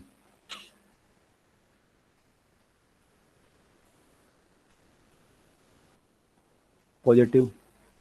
और अगर बाय द सिस्टम होता है तो नेगेटिव। केमिस्ट्री में भी ये साइन कन्वेंशन यहाँ पे। Yes sir. अच्छा, अगर ये चेंज इन इंटरनल एनर्जी अगर ये इंक्रीज करती है तो क्या लेते हैं, पॉजिटिव। पॉजिटिव। और अगर डिक्रीज करेगी तो नेगेटिव। मैंने आप फाइनल माइनस इनिशियल लोगे, एक्चुअली फाइनल माइनस इनिशियल लोगे ना, तो ये नेगेटिव आएगी। अब यहाँ पे बस फर्क क्या पड़ता है वर्क डन में। यहाँ पे जो work done by the system होता है उसे हम क्या लेते हैं, पॉजिटिव। यहाँ पे पॉजिटिव लेते हैं। केमिस्ट्री में इसे नेगेटिव लेते थे। Yes sir. और ऑन द सिस्टम जो है हम लेते हैं यहाँ पे नेगेटिव। तो यहाँ पे बस उल्टा हो जाता है आपका, ठीक है। तो उल्टा हो जाता है, आप देखोगे यहाँ पे ये इसका यानी इस साइन का फर्क पड़ रहा है। तो एक्चुअली आई थिंक जो केमिस्ट्री में आपका फर्स्ट लॉ थर्मोडायनेमिक्स से वैसे लिखा होगा, delta Q plus delta W equal to D U, है ना। वहाँ पे कुछ ऐसा है क्योंकि यहाँ पे इन्होंने इसको नेगेटिव माना हुआ है डी डब्ल्यू को, तो इस तरफ आ जाता है ये नेगेटिव होके, है ना। तो फर्क है इसमें। फर्क क्यों होगा, फर्क इसलिए होगा यार, केमिस्ट्री और फिजिक्स में बच्चे पूछते हैं सर ऐसा क्यों है, उल्टा क्यों कर रखा है। तो उसका रीजन ये हो सकता है, जो मेरे को लगता है कि केमिस्ट्री वाले जो कंसर्न है वो अबाउट द सिस्टम के कंसर्न है, कि सिस्टम के अंदर जो रिएक्शन चल रही है, जो हो रहा है, इक्विलिब्रियम है, ली चैटरियल इक्विलिब्रियम चल रहा है, जो भी चल रहा है, तो उसके लिए कंसर्न है वो। तो वो चाह रहे हैं कि भाई मेरा सिस्टम है, ये मेरे को देखना है कि इस सिस्टम का क्या होता है, कहाँ जाता है, इस पे जो वर्क होगा मैं सिस्टम को देखूंगा, तो मेरे को जो सिस्टम को वर्क मिलेगा उसको पॉजिटिव लूंगा, और अगर मेरे सिस्टम को वर्क करना पड़ गया तो नेगेटिव लूंगा, ठीक है। तो केमिस्ट्री वालों की आइडियोलॉजी ये होगी, क्लियर है। फिजिक्स वालों की आइडियोलॉजी क्या होगी, फिजिक्स वाले कह रहे हैं मुझे सिस्टम से मतलब नहीं, मुझे सिस्टम से काम करवाना है, मेरे को तो इंजन चलाना है, पिस्टन घुमाना है, कुछ और काम करना है मुझे। तो अगर मेरा सिस्टम मुझे वर्क करके देगा तो मेरे काम का है वो, तो अगर उसका वर्क डन मैं पॉजिटिव मानूंगा। अगर काम नहीं करेगा, उसको वर्क करना पड़ेगा उसके ऊपर, तो मेरे काम का ही नहीं है, फिर तो नेगेटिव है वो। तो दोनों की आइडियोलॉजी डिफरेंट है। मेरे को सिस्टम से काम करवाना है, केमिस्ट्री वालों को सिस्टम, वो कंसर्न सिस्टम के लिए ही है, तो इसलिए दोनों में फर्क होता है, ठीक है। तो ध्यान रखना है, यहाँ पे उल्टा साइन लेना पड़ता है।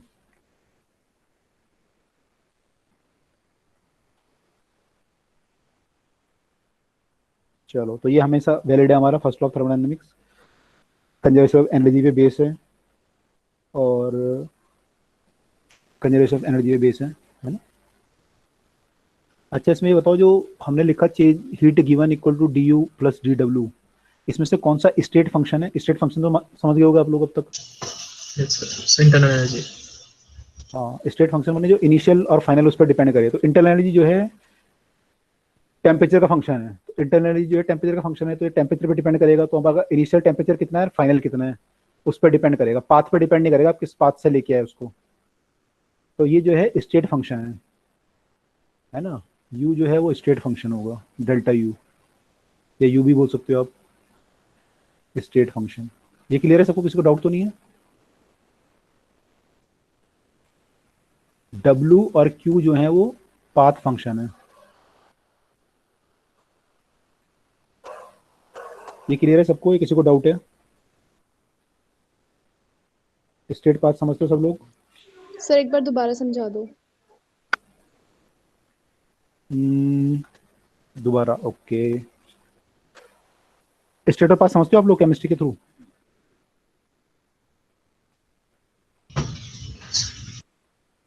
देखो, स्टेट और पाथ फंक्शन ये होते हैं कि कोई फंक्शन, मान लो आपका कोई चीज है, कोई वेरिएबल है, वो इस पे डिपेंड कर रहा है। मान लो आप गैस को ए स्टेट से बी स्टेट पे ले गए। ए स्टेट मतलब उसका कोई प्रेशर वॉल्यूम टेम्परेचर होगा, और आप बी स्टेट पे ले गए, दूसरे प्रेशर वॉल्यूम टेम्परेचर पे ले गए। तो कुछ फंक्शन ऐसे होंगे जो केवल इस पे डिपेंड करेंगे कि इनिशियली क्या था और अब क्या है, इनिशियली क्या था और अब क्या है। इस पे डिपेंड नहीं करेंगे कि आपने पाथ कौन सा लिया।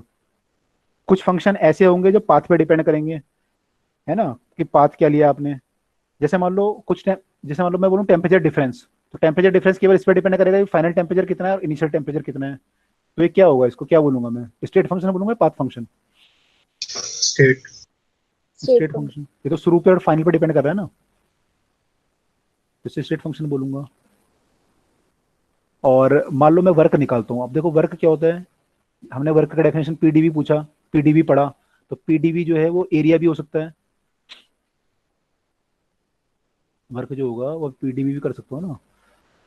तो पीडीवी क्या होगा, this is the area of the curve. मान लो ये पीवी का मैं कर्व बनाऊं, यहाँ पे वर्क डन अगर मैं यहाँ से यहाँ जाऊँ तो वर्क डन क्या आएगा, इसके अंदर एरिया आएगा ना। पीडीवी क्या होगा, वाई डी एक्स का इंटीग्रेशन, स्ट्रिप बनाऊंगा वाई डी एक्स की, यानी पीडीवी की स्ट्रिप बनाऊंगा, उसे इंटीग्रेट करूंगा V1 से लेके V2 तक, तो क्या आ जाएगा, मेरा सारा एरिया आ जाएगा, राइट। Yes sir. अब मैं इसको मान लो यस सर। एक स्टेट से दूसरे स्टेट लेके गया, एक प्रेशर वॉल्यूम से दूसरे प्रेशर वॉल्यूम पे लेके गया। दूसरे केस में इसको मान लो ऐसे लेके जाता, तो अब मेरा एरिया ज्यादा आता, सेकंड केस में एरिया ज्यादा आता, यस सर। लेकिन स्टेट तो सेम है, फाइनल स्टेट तो वही आ गई मेरी प्रेशर वॉल्यूम की, यहाँ भी इनिशियल स्टेट भी सेम है, लेकिन वर्क डन डिफरेंट है। तो वर्क डन क्या बोलूंगा मैं, स्टेट फंक्शन या पाथ फंक्शन, ये पाथ पे डिपेंड, पाथ पे डिपेंड कर रहा है या नहीं कर रहा, वर्क डन जो मुझे करना पड़ रहा है, वर्क डन किसके बराबर है, इसके एरिया के बराबर है, तो पाथ पे डिपेंड कर रहा है नहीं कर रहा, यस सर। कर रहा है ना। तो ये पाथ फंक्शन होगा, क्या होगा, पाथ फंक्शन। इसको थोड़ा सा और डिटेल में समझ लेते हैं वर्क वाले को, क्योंकि वर्क वाला आगे भी बहुत काम आने वाला है आपका, इसको जो है थोड़ा सा और डिटेल में समझते हैं। एक ग्राफ जो है ना पीवी का, बहुत काम आने वाला है अभी। ओहो, मैं इसको यहाँ से, मैं करता यहाँ से मैं यहाँ लेके आया एक केस में मान लो, और एक केस में यहाँ पे लेके आया, तो वर्क डन कहाँ ज़्यादा होगा, ये सेकंड केस है, ये फर्स्ट केस है। तो एरिया कहाँ ज़्यादा आएगा मेरा, अंडर द कर्व, ये वाला area second case. Second case में। तो मैं कहूँगा work done in second case is more than first case, ठीक है। लेकिन स्टेट तो सेम है, तो यहाँ पे पी जो दोनों केस में P1 V1 सेम है, P2 V2 भी सेम है, तो इसलिए मैं इसे क्या बोल रहा हूँ, ये पाथ फंक्शन है। क्लियर, पाथ फंक्शन हुआ ये, पाथ पे डिपेंड कर रहा है। मैं इस पाथ से जा रहा हूँ, कुछ और वर्क करेगा मेरा सिस्टम, इस पाथ से जाऊंगा कुछ और करेगा, तो ये स्टेट फंक्शन नहीं है, पाथ फंक्शन है, ठीक है। अच्छा, अगर मान लो मेरा ग्राफ ऐसे बनता वर्क का, तो वर्क डन नेगेटिव होता पॉजिटिव, और ये V होगा, DV नहीं होगा, V होगा, तो मेरा वर्क डन नेगेटिव होगा पॉजिटिव, पॉजिटिव। वॉल्यूम घट रहा है बढ़ रहा है, कम हो रहा है। तो वर्क डन क्या होगा, नेगेटिव या पॉजिटिव,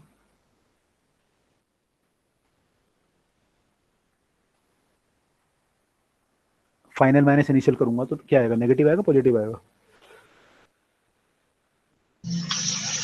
नेगेटिव। Sir negative. सबको क्लियर, नेगेटिव आएगा, वॉल्यूम अगर घटेगा तो, यस। वॉल्यूम इज डिक्रीजिंग ना। यस। और अगर ये केस ऐसे होता, अब वर्क डन क्या आएगा, पॉजिटिव। ये क्लियर हुआ। Yes sir. अच्छा, और अगर मैं ऐसे होता, मान लो कि मैं ऐसे गया और फिर घूम के यहाँ पे आ गया वापस, अब वर्क डन क्या आएगा,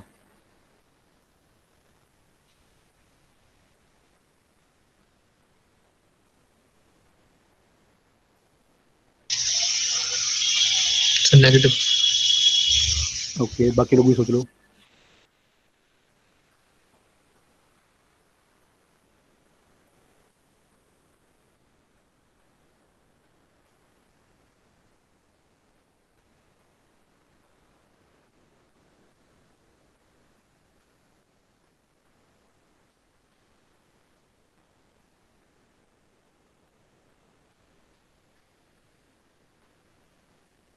सोच लिया क्या आएगा बताओ, नेगेटिव या पॉजिटिव,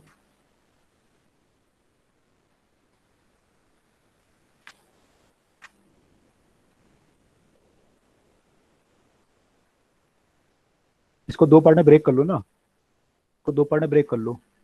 ये यहाँ से यहाँ तक गया ना, ये एक पार्ट यहाँ से यहाँ तक मान लो पहले, फिर यहाँ से यहाँ तक मानो, तो दो पार्ट का वर्क निकालना है, मान लो आपको दोनों को ऐड करना है। फिर तो मान लो ये A है, ये B है, एक केस में यहाँ से यहाँ तक गया मान लो ये,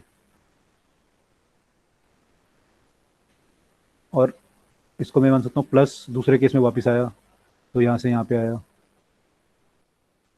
तो इस केस में ये एरिया होगा वर्क डन,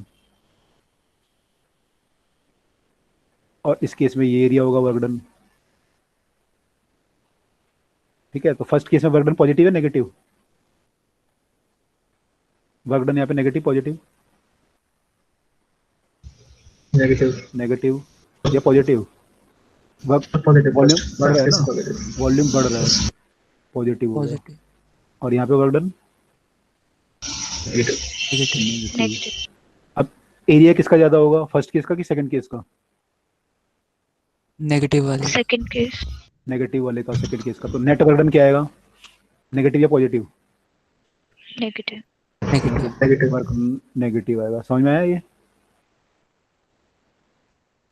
इस Yes, sir, cyclic yes. Process में वर्क डन नेगेटिव आएगा क्योंकि नेगेटिव वाले का एरिया ज्यादा आ रहा है। ठीक है, अगर ये उल्टा होता ना, अगर ये प्रोसेस में क्लॉकवाइज में आया था तो फिर क्या होता, पॉजिटिव वाले का एरिया ज्यादा आता, तो फिर वर्क डन क्या आता आपका,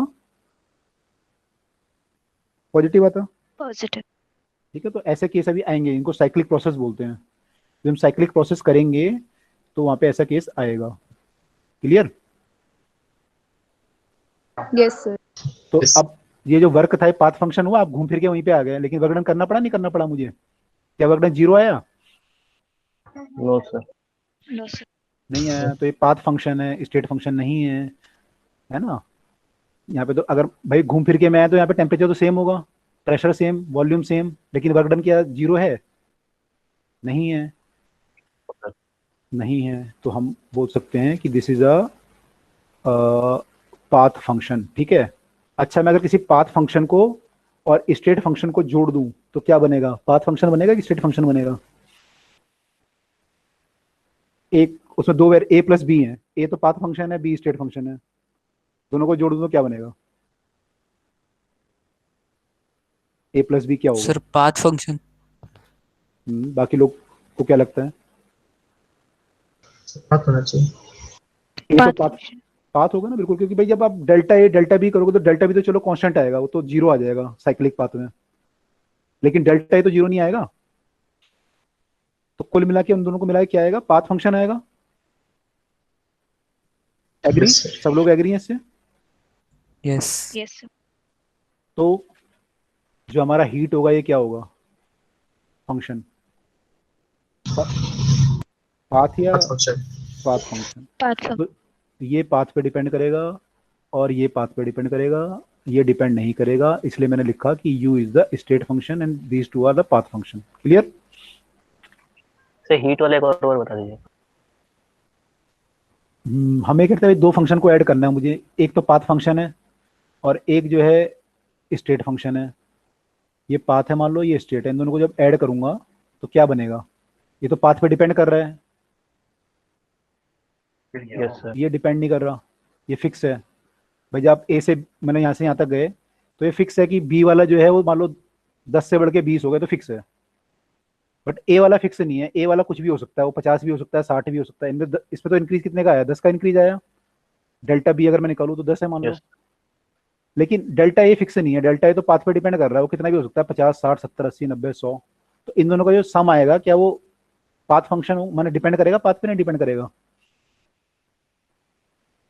यस सर करेगा। करेगा, क्योंकि ए डिपेंड कर रहा है। अगर एक भी डिपेंड कर गया कोई भी आपका वेरिएबल तो डिपेंड कर जाएगा वो।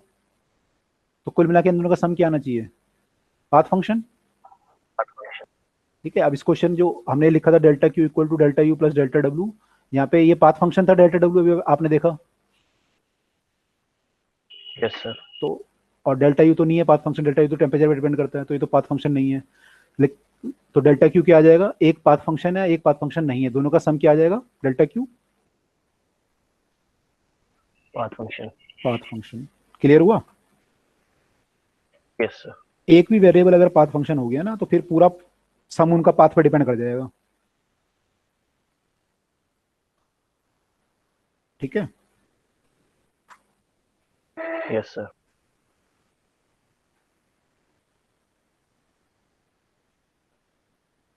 चलो ये ऐसे हो गया भाई, ऐसे मान लो कि एक आदमी है, वो यहाँ से जाता है सपोज मुंबई, और वो उसका फिक्स है 2 बार खाना खाएगा, और एक आदमी का फिक्स है कि वो उसका पता नहीं कितनी बार खाएगा, वो कितनी बार भी खा सकता है ना। अब दोनों आदमी ट्रेन में चढ़ गए और वो मुंबई गए दोनों साथ मिलके, तो उनके जो खाना खाएंगे फिक्स है या नहीं फिक्स, या नहीं फिक्स नहीं है? तो फिक्स फिक्स नहीं नहीं है सर ना, नहीं क्योंकि फिक्स। नहीं है फिक्स। फिक्स नहीं है। क्योंकि उसमें एक वो बैठ गया, इसका फिक्स ही नहीं था। जब 2 लोग बैठेंगे, अगर दोनों का फिक्स हो गया, 3 लोग बैठ गए, मान लो तीनों का फिक्स है, तभी तीनों का फिक्स हो सकता है ना। अगर एक भी उसमें ऐसा बैठ गया इसका फिक्स नहीं है, तो आपके पता ही नहीं आपको खाने के ऑर्डर कितने देने पड़ेंगे। समझ गए? Yes sir okay. यस। तो यस। बस ऐसे ही है ये भी, एक भी अगर गड़बड़ करा तो सब गड़बड़ हो जाएगा।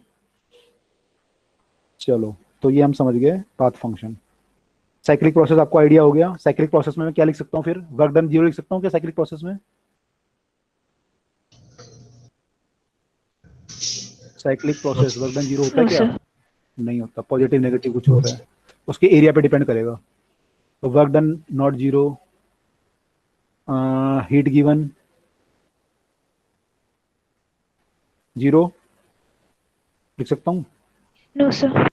नहीं, पाथ फंक्शन है ना, माने आएगा कुछ वैल्यू आएगा इसका। Delta U 0। 0। डेल्टा यू 0, देखो ये 0 है और ये 0 नहीं, हम फिक्स थे। मुझे पता है delta Q will B not 0, क्योंकि डेल्टा क्यू जो है इसका सम है। डेल्टा क्यू जो है किसका सम है? डेल्टा यू और डेल्टा डब्ल्यू का। यस। तो अगर ये 0 हो भी गया तो मेरा डेल्टा क्यू किसके बराबर हो जाएगा? डेल्टा डब्ल्यू के। तो यानी साइक्लिक प्रोसेस में क्या होगा मेरा? Delta Q will be equal to delta W. तो अगर आपको हीट निकालनी है कि आपने कितनी हीट दी, तो आप यहां से निकाल सकते हो कितनी हीट दी। क्लियर? Yes yes sir. तो इस केस में बता सकते हो मुझे कि हीट सिस्टम को दी गई है उससे ली गई? जो आपका ये एंटी क्लॉकवाइज प्रोसेस चल रहा था, तो हीट दी गई या ली गई? लूज करी सिस्टम ने, गेन करी? गेन करी। कैसे? सर वर्क डन नेगेटिव आया, इसका मतलब हमने वर्क ट्रांसफर किया। अच्छा, तो फिर सर हमने वर्क डन किया तो मतलब हमने हीट एनर्जी से दी। में हीट एनर्जी अलग चीज है, वर्क डन अलग चीज है। आपने वर्क डन किया तो उसकी इंटरनल एनर्जी तब भी नहीं बढ़ी, इंटरनल एनर्जी तो 0 है। तो कब हो सकता है कि वो हीट लूज करे या गेन करे? आपने वर्क डन किया but internal energy change is 0, उसका टेम्परेचर नहीं बढ़ा, तो क्या कर रहा है हीट वो?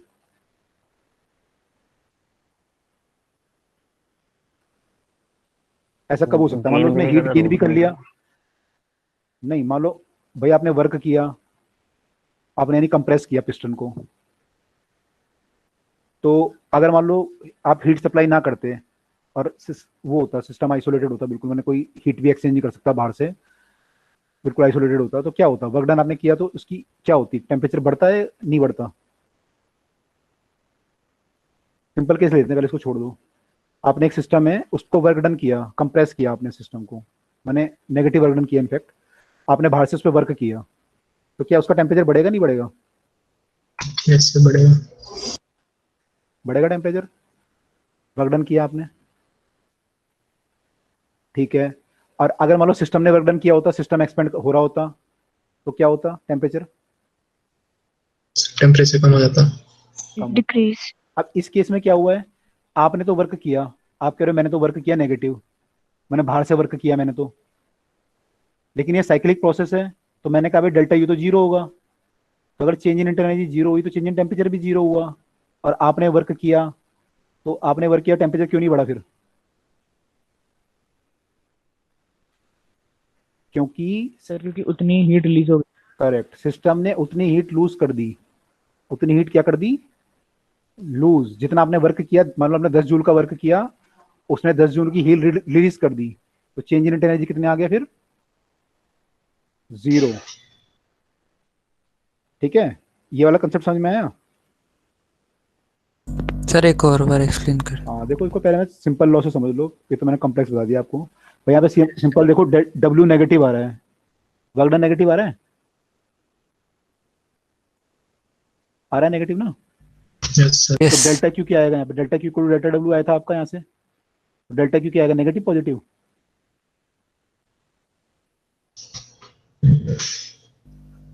डेल्टा क्यू क्या आएगा? नेगेटिव या पॉजिटिव? Negative. नेगेटिव। नेगेटिव। यहाँ पे क्यू भी नेगेटिव आएगा। क्यू नेगेटिव कब होता है हमारे साइन कन्वेंशन में? लॉस होता है। जब हीट लॉस होता है, यानी सिस्टम क्या कर रहा है? हीट लॉस कर रहा है। सिंपल तो यहाँ से समझ सकते हो साइन कन्वेंशन से। साइन कन्वेंशन समझ में आ गया? Yes, sir.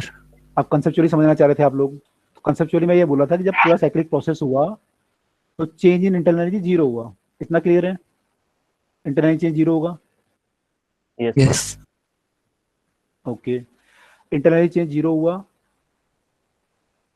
तो आपका delta Q equal to delta W हुआ। ठीक है, अब आप वर्क कर रहे हो, आप कह रहे हो मैं तो बाहर से वर्क करूंगा, तो आपने वर्क करा। बाहर से कब वर्क कर सकते हो आप? जब उसे कंप्रेस करो तो आपने वर्क किया होगा। अगर आप किसी सिस्टम को कंप्रेस Yes. करोगे और वो हीट लूज नहीं कर सकता मान लो, तो टेम्परेचर क्या होगा उसका? Increase. इंक्रीज करेगा ना। अगर आपने उसका वॉल्यूम कम कर दिया तो टेम्परेचर इंक्रीज नहीं करेगा? Pressure Yes, sir. Increase Increase. करेगा। लेकिन इस केस में तो इंक्रीज नहीं कर रहा क्योंकि इंटरनल चेंज जीरो है। भाई इंटरनल चेंज तो जीरो आ गया आपका साइक्लिक प्रोसेस में, तो आपने तो वर्क किया, तो फिर क्यों नहीं बढ़ा टेम्परेचर?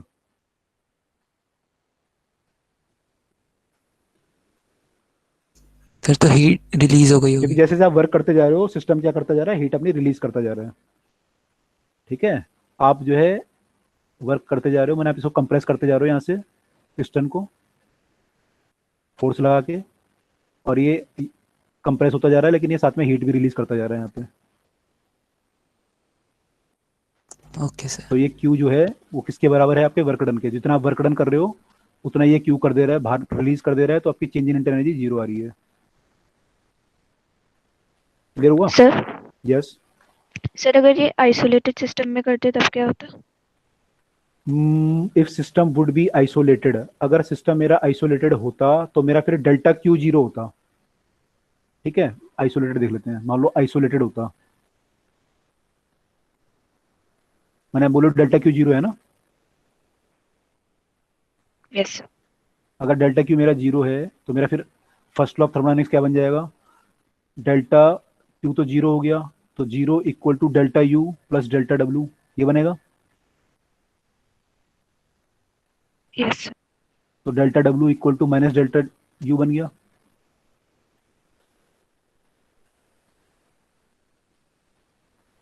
माइनस ये बन गया। Yes, sir. अब देखो इसमें, अगर मैं मान लो वर्क डन करता हूं, मान लो मेरा वर्क डन पॉजिटिव है, मैं किसका वर्क डन? सिस्टम का। वर्क डन पॉजिटिव कब मानते हैं आप? जो सिस्टम वर्क करेगा। Yes. तो सिस्टम वर्क करने का मतलब क्या हुआ कि सिस्टम यहाँ से फोर्स लगा के ऐसे एक्सपेंड हो रहा है, तो ये पॉजिटिव आया। तो Yes, sir. डेल्टा यू क्या आएगा उस केस में? डेल्टा यू क्या होगा फिर? अगर ये पॉजिटिव होगा तो डेल्टा यू क्या आ जाएगा? नेगेटिव।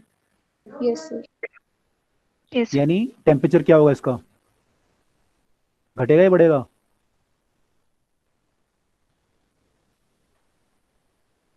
भाई डेल्टा यू नेगेटिव का मतलब क्या हुआ? डेल्टा यू मतलब क्या हुआ? You final minus you initial. Yes, sir. अब डेल्टा यू नेगेटिव मतलब क्या हुआ? फाइनल ज्यादा है या इनिशियल ज्यादा है? Initial. इनिशियल। तो यू क्या हो रहा है? घट रहा है आपका यानी। Yes, sir. तो यू घट रहा है तो टेम्परेचर क्या होगा? Decrease. डिक्रीज। तो अगर ये एक्सपेंड कर रही है गैस, आइसोलेटेड है, तो टेम्परेचर क्या करेगा? Temperature will decrease. समझ में आया? Yes, sir. और अगर उल्टा होगा तो फिर टेम्परेचर विल इंक्रीज। अगर आप इसे कंप्रेस करने लग जाओगे तो temperature will increase isolated system में। ऐसे ही होता है ना आइसोलेटेड में। Yes, sir. Yes sir. तो temperature will increase. Sir isolated system के अंदर तो हम वर्क डन कुछ कर ही नहीं सकते, एनर्जी क्यों नहीं कर सकते? आइसोलेटेड आप कैसे डिफाइन करते हो केमिस्ट्री में? सर आइसोलेटेड के अंदर तो can energy, not exchange matter. जिसके अंदर मैटर और एनर्जी का ट्रांसफर नहीं होता। एनर्जी मतलब हीट फ्लो नहीं होता। Can not exchange matter, sorry, matter and the heat, ये बोलते हो ना आप। भाई पहले होता है ओपन सिस्टम, वो मैटर भी कर सकता है हीट भी कर सकता है। फिर होता है क्लोज, वो मैटर नहीं कर सकता हीट कर सकता है। फिर होता है आइसोलेटेड, जो मैटर भी नहीं कर सकता हीट भी नहीं कर सकता, यही बोलते हो ना आप।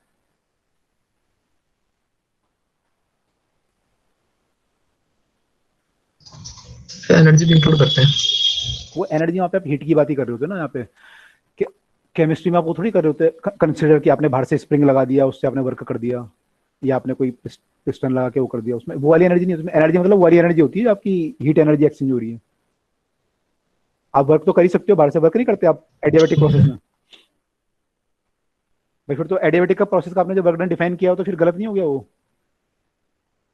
ये मतलब सॉरी नॉट एडियाबेटिक, मैंने आइसोलेटेड सिस्टम का अगर आपने वर्क डन निकाला, कर सकते हो, ऐसा कोई वो नहीं है, वर्क तो कर ही सकते हो उसमें, बस टेम्परेचर एक्सचेंज नहीं होगा, हीट एक्सचेंज नहीं होगी आपस में।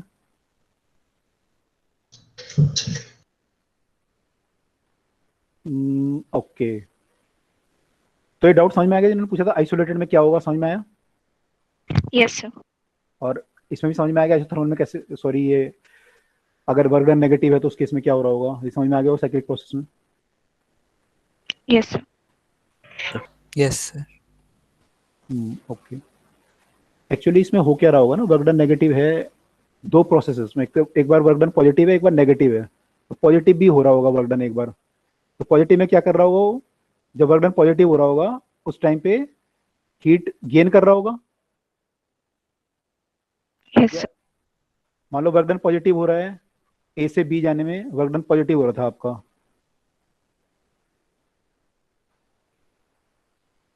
चलो इसको देखते हैं, धीरे धीरे देखते हैं, अभी ऐसे नहीं करते आप कंफ्यूज हो जाओगे, आगे इसको समझते हैं धीरे धीरे। इसमें दो प्रोसेस हैं, एक तो ए से बी है जहाँ वर्क डन पॉजिटिव है, एक बी से ए है जहाँ वर्क डन नेगेटिव है, दोनों अलग अलग वो हैं, लेकिन उसमें फिर इंटरनल एनर्जी फंस जाएगी आपकी, क्योंकि इंटरनल एनर्जी उसमें चेंज हो रही है। ए से बी जब जब आप जा रहे हो तो इंटरनल एनर्जी क्या हो रही है, बढ़ रही है घट रही है?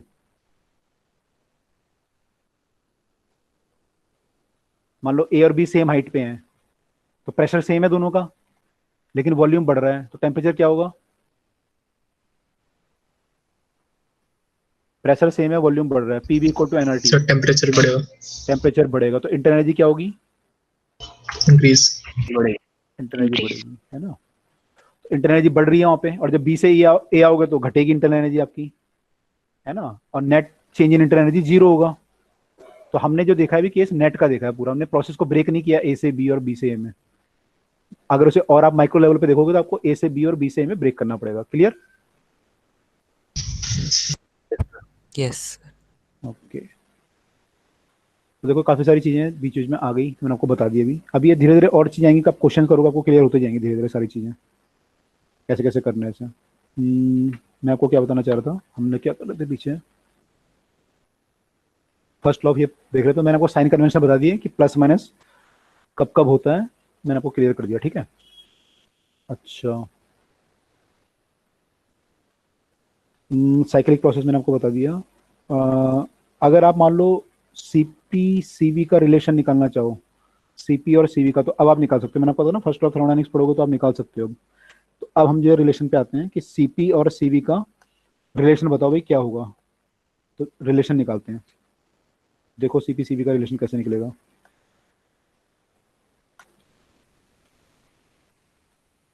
सीपी क्या है?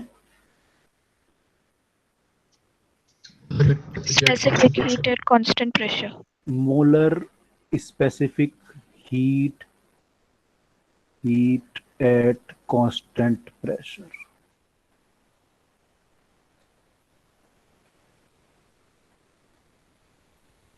और सीवी हो जाएगी कांस्टेंट वॉल्यूम।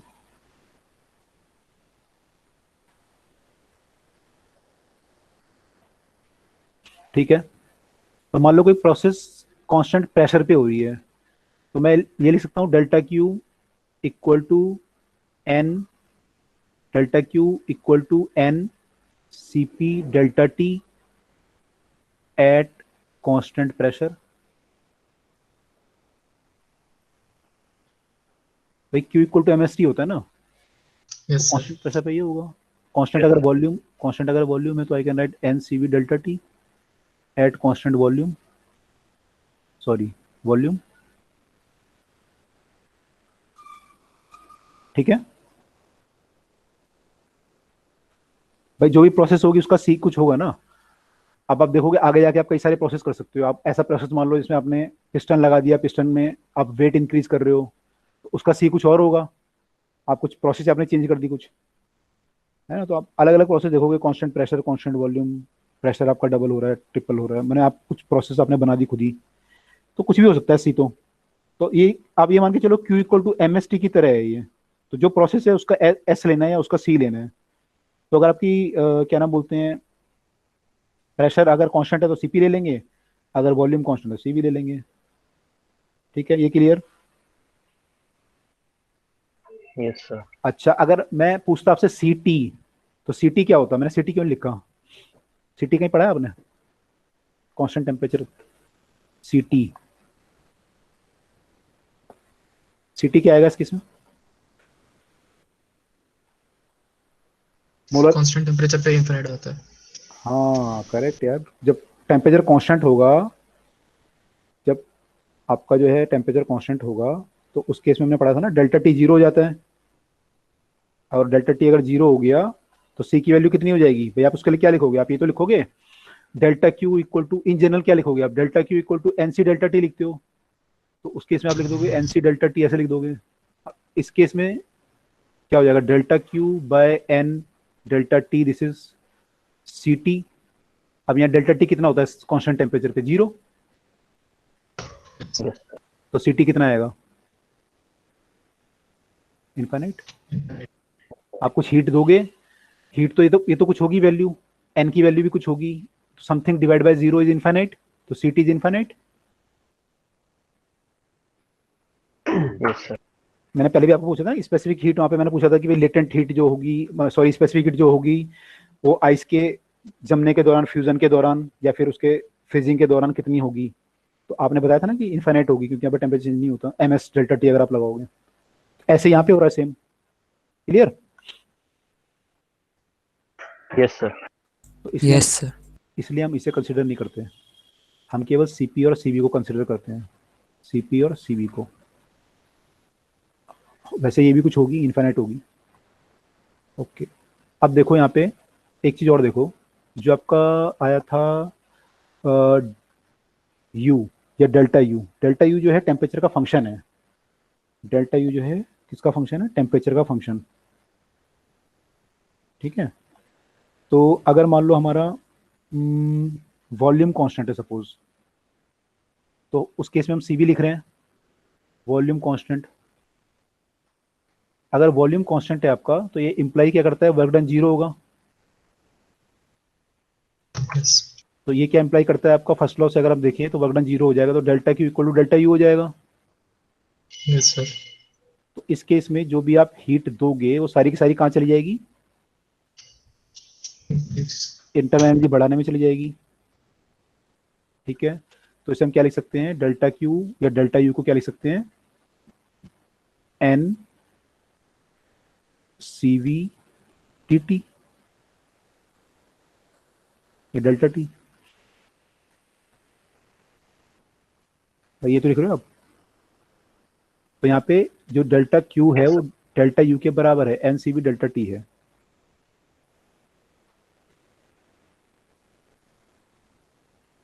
ठीक है, yes sir. Yes, sir. Okay.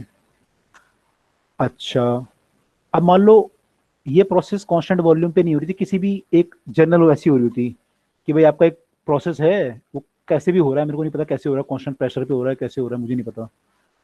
उसमें आपका टेम्परेचर T1 से बढ़ के T2 हुआ,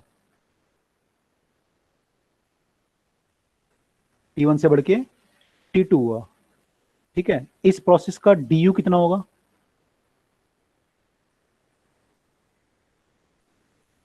चेंज इन इंटरनल एनर्जी कितना होगा?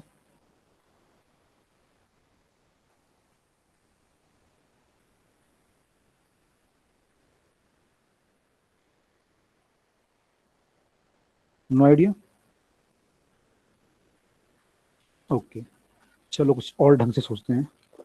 अभी मैंने आपको एक्चुअली वो नहीं पढ़ाया ना, क्या नाम बोलते हैं, हाँ हाँ हाँ हाँ हाँ हाँ, kinetic theory. F/2 delta T, हाँ, मैंने काइनेटिक थ्योरी गैसेस नहीं पढ़ाया जी, F/2 नहीं पढ़ाया आपको। वो डिग्रीज ऑफ फ्रीडम से आ जाएगा। डिग्री ऑफ फ्रीडम से आ जाएगा। कुछ और ढंग से सोचते हैं, चलो अभी कोई नहीं पढ़ा तो कोई बात नहीं, दूसरे तरीके से सोचते हैं, बहुत तरीके होते हैं फिजिक्स में। तो डिग्री ऑफ फ्रीडम पढ़ेंगे, दोबारा देख लेंगे उसे, दोबारा देख लेंगे उसे। तो लेट अस सी सम अदर मेथड। आपका जो actually change in internal energy आया है वो NCV/dt आया है, ठीक है। NCV/dt is the change in internal energy. अब देखो, मान लो कि प्रोसेस आपका हो रहा है कांस्टेंट प्रेशर पे हो रहा है, कांस्टेंट प्रेशर पे। तो कांस्टेंट प्रेशर पे आप क्या लिखोगे जब कांस्टेंट प्रेशर होगा?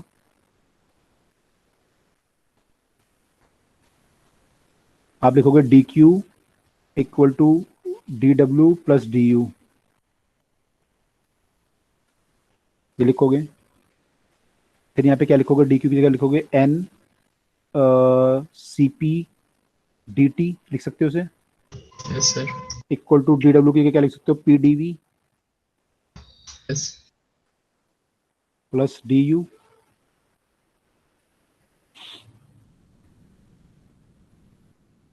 ये लिखोगे, यस। Yes sir. ओके। अब आपको पता है जो चेंज इन इंटरनल एनर्जी है वो कैसा फंक्शन है, स्टेट फंक्शन या path function? State function. State function. तो जब टेम्परेचर डेल्टा टी चेंज होगा तो उस केस में मैं चाहे कांस्टेंट प्रेशर से जाऊं, चाहे कांस्टेंट वॉल्यूम से जाऊं, चाहे किसी तीसरे प्रोसेस से जाऊं, सब केस में डी यू सेम होगा। Yes sir. T U is same in all the process अगर टेम्परेचर चेंज सेम है तो। Yes sir. तो जो मैंने ऊपर डी टी चेंज के लिए डी यू निकाला था वो यहाँ पे भी डी यू वही होगा। Yes sir.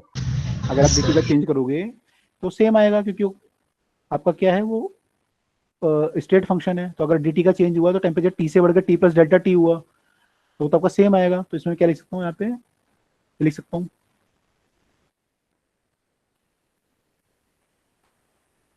कोई डाउट?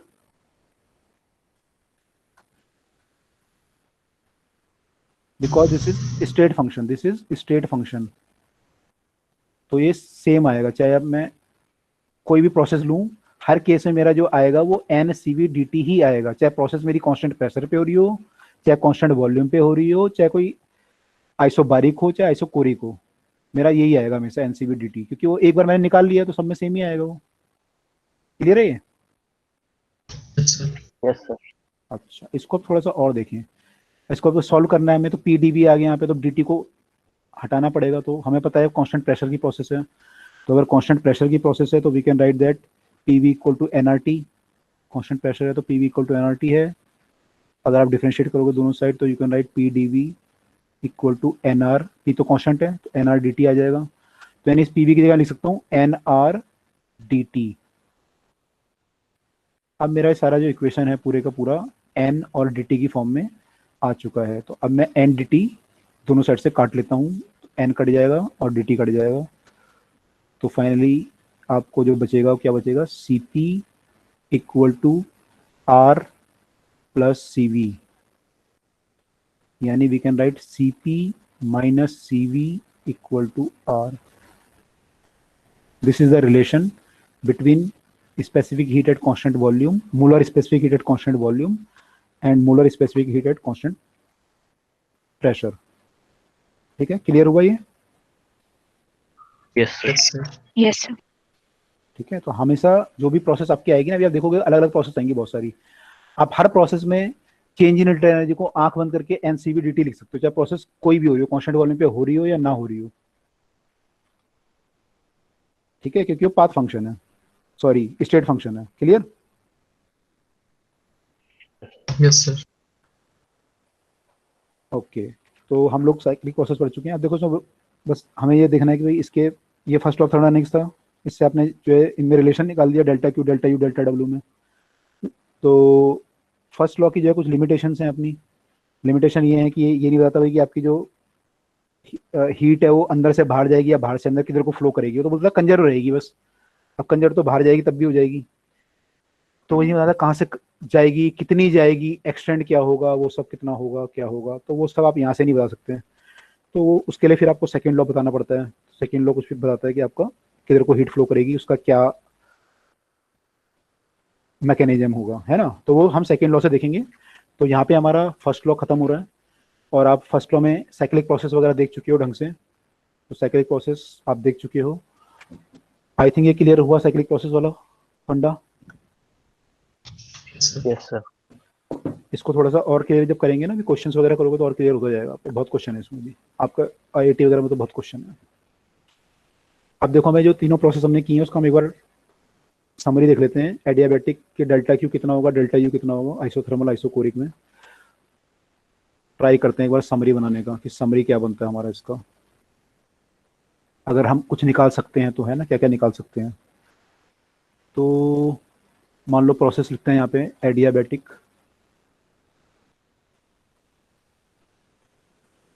आइसोथर्मल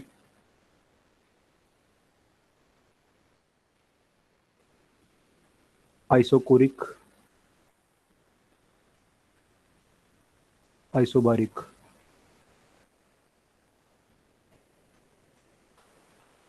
हमारा जो फर्स्ट लॉ ऑफ थर्मोडायनेमिक्स था वो था delta Q equal to delta U plus delta W. इन प्रोसेस में देखते हैं हमारा क्या क्या हो रहा है, हमें क्या क्या पता है। एडियाबैटिक प्रोसेस है मेरी, एडियाबैटिक में क्या होगा, ये जीरो होगा। Yes, sir. यस एडियाबैटिक में जीरो होगा, तो डेल्टा यू जो होगा वो कितना हो जाएगा, डेल्टा डब्ल्यू के नेगेटिव हो जाएगा। Delta Q equal to delta U plus delta W होता है, तो we can write delta Q equal to delta U जो होगा वो माइनस डेल्टा डब्ल्यू के बराबर होगा। बोल सकता हूँ yes yes sir. Yes sir. भाई, ये इक्वल टू ये था ना, तो ये होगा। या फिर मैं इसको बोल सकता हूँ ये माइनस यू होगा। यस आइसोथर्मल प्रोसेस है, आइसोथर्मल में क्या जीरो हो जाएगा, इंटरनल एनर्जी। Delta U. ये जीरो। यू डेल्टा क्यू किसके बराबर हो जाएगा, डेल्टा डब्ल्यू के, है ना। और वर्क डन आपने इसमें दोनों में निकाल चुके हो। वैसे तो आइसोथर्मल का वर्क डन आपको पता है, एडियाबैटिक का भी आपको पता है क्या होता है, ठीक है। लेकिन मैं यहाँ पे ये लिख सकता था कि ये फिर मेरा इसके बराबर होगा। आइसोकोरिक प्रोसेस होगा तो इसमें क्या होगा, वर्क डन जीरो हो जाएगा। यस तो आपका डेल्टा क्यू जो होगा किसके बराबर हो जाएगा, डेल्टा यू के, या आप इसको बोल दो डेल्टा क्यू के बराबर है। आइसोबारिक प्रोसेस में क्या होगा, प्रेशर कांस्टेंट है आपका, तो इसमें तो कुछ नहीं होगा। इसमें आपको निकालना पड़ेगा, है ना। इसमें आपको निकालना पड़ेगा वैल्यू कितनी आएगी। तो इसमें ऐसे क्वेश्चन आएंगे आपके कि एक दो वैल्यू आपको दे देगा और बाकी आपसे पूछेगा कि बताओ इस केस में इतना, ये कितना होगा, वो कितना होगा। तो आपको ये ध्यान रखना है कि उस प्रोसेस में फर्स्ट लॉ ऑफ थर्मोडायनेमिक्स आपको ध्यान रखना क्या है, और किस प्रोसेस में क्या चीज़ जीरो होती है क्या नहीं होती, वो आपको ध्यान रखना है। उसके अलावा जो है अभी आपने जो वर्क डन निकाले हैं वो आपको ध्यान रखने हैं। एडियाबैटिक प्रोसेस का वर्क डन, आइसोथर्मल प्रोसेस का वर्क डन, वो आपको ध्यान रखना है कितना कितना होता है, ठीक है। तो एडियाबैटिक आपने निकाला था P1 V1 minus P2 V2 करा था ना, 1 माइनस गामा वाला। सॉरी, P2 V2 माइनस अगर करोगे तो 1 माइनस गामा आएगा, उसे करोगे तो गामा माइनस 1 आ जाएगा। और यहाँ पे आपने निकाला था NRT ln V2 by V1, isothermal process किया था। तो ये आपको वर्क डन ध्यान रखना है, ठीक है।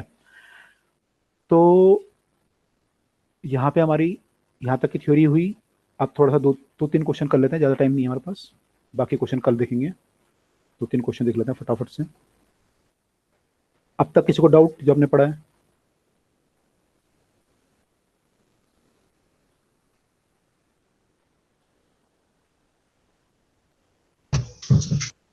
ओके चलो क्वेश्चन करते हैं फिर कोई।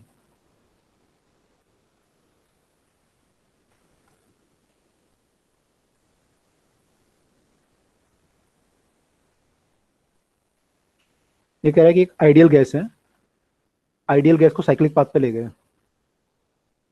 आइडियल गैस को साइक्लिक पाथ पे ले गए, ठीक है। साइक्लिक पाथ, साइक्लिक पाथ कैसे भी हो सकता है। मैंने आपको सर्कल सा बनाया था, इलिप्स सा बना के दिखाया था। तो वो जरूरी नहीं है कि वो इलिप्स बने, वो जो है स्क्वायर भी हो सकता है, रेक्टेंगल भी हो सकता है। साइक्लिक पाथ तो कुछ भी हो सकता है। तो इसको साइक्लिक पाथ से ले गए,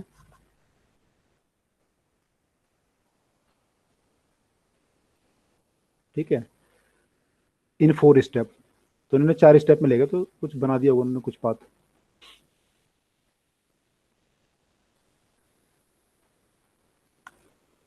फर्स्ट स्टेप का बोल रहे हैं Q1 जो है वो है 600 जूल। सेकेंड स्टेप में जो आपने हीट दिया या लिया जो भी इसने वो है -400 जूल। थर्ड स्टेप में -300। फोर्थ स्टेप में 200। और जो इसने वर्क डन किया या हुआ इस पे फर्स्ट स्टेप में 300, सेकेंड स्टेप में -200, थर्ड स्टेप में 150 माइनस का। तो आपको बताना है कि ये फोर्थ वाला वर्क डन कितना होगा, ये कितना होगा, ये आपको बताना है।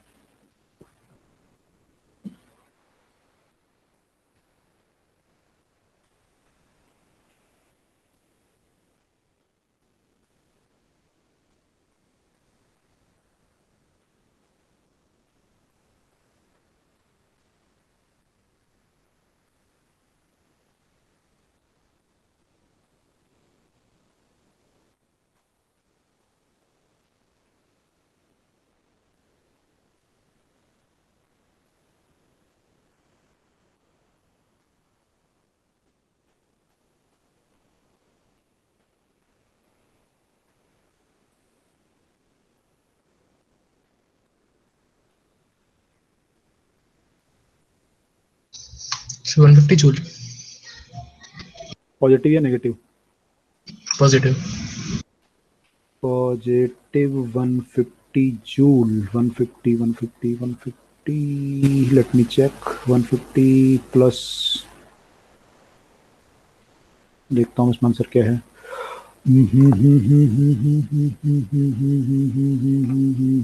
करेक्ट। बाकी लोग भी निकालो। इसमें क्या होगा, साइक्लिक प्रोसेस है तो चेंज इन इंटरनल एनर्जी 0 होगा।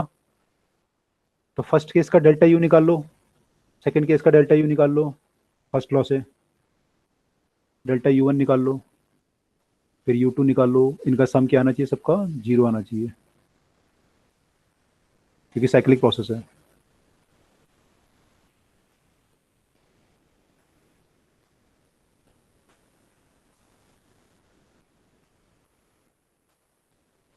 ठीक है, और डेल्टा यू आपका निकल ही जाएगा यहाँ से, delta Q minus delta W ऐसे निकाल लो। चारों को पुट करो।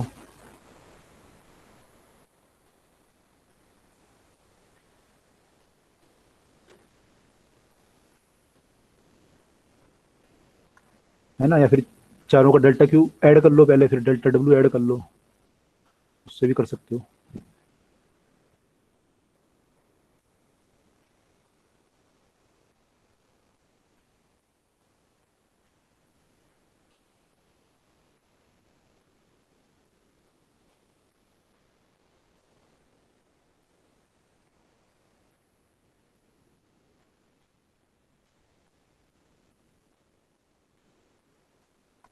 आया?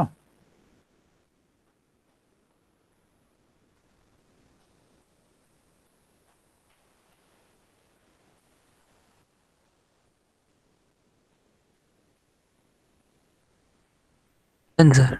डन। आगे सबका आंसर?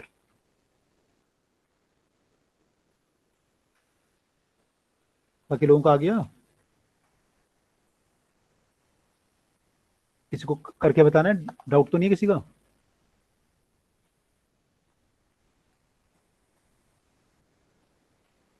सर एक बार बता दीजिए। भाई ये साइक्लिक प्रोसेस थी और आपने 4 स्टेप में की। मान लो ऐसे होगी कुछ प्रोसेस, ऐसे ऐसे ऐसे ऐसे, तो घूम के वहीं पे आ गया। तो पहले केस का डेल्टा Q1 दे रखा है, W1 दे रखा है, दूसरे केस का दे रखा है, तीसरे केस का, चौथे केस का। तो मैं कह रहा हूँ कि भाई चारों केस में अगर मैं डेल्टा U निकाल लूँ और उनको ऐड कर लूँ तो 0 आना चाहिए, क्योंकि साइक्लिक प्रोसेस से चेंज इन एनर्जी तो टोटल 0 होगी साइक्लिक प्रोसेस में। ठीक है, इतना क्लियर है? चेंज इन एनर्जी 0 होगी क्योंकि वो हमने देखा ना टेम्परेचर का फंक्शन है ना, तो स्टेट फंक्शन है, स्टेट तो घूम के वहीं पे आ गया स्टेट पे, अपनी ओरिजिनल स्टेट पे, तो डेल्टा U विल बी 0। तो डेल्टा U 0 होगी। चेंज इन एनर्जी 0 होगी। ठीक है, इतना क्लियर है? चेंज इन एनर्जी 0 होगी। चेंज इन एनर्जी 0 होगी। ठीक है, इतना क्लियर है? चेंज इन एनर्जी 0 होगी। Delta U will be 0। Delta U निकाल लो। पहले केस का डेल्टा यू कितना आएगा आपका, फर्स्ट लॉ से क्या होता है, डेल्टा क्यू इक्वल टू ये होता है। तो डेल्टा यू कितना बन जाएगा यहाँ से, ये बन जाएगा। ये निकाल लो, पहले केस में कितना आ जाएगा, क्यू माइनस डब्ल्यू करना पड़ेगा, 600 माइनस 300, 300 आ जाएगा ये।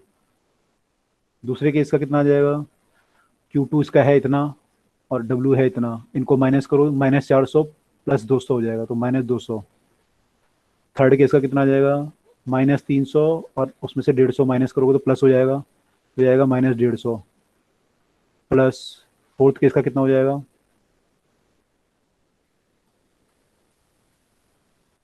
फोर्थ केस का हो जाएगा 200 माइनस डब्ल्यू इक्वल टू 0 होना चाहिए।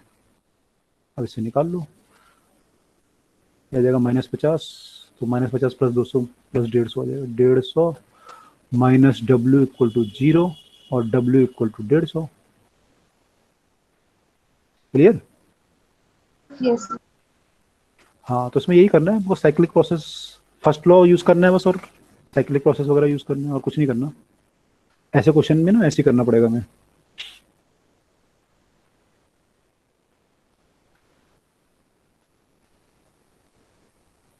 एक बोला एक सिस्टम है, उसको 300 calorie heat the, system is given 300 calorie heat.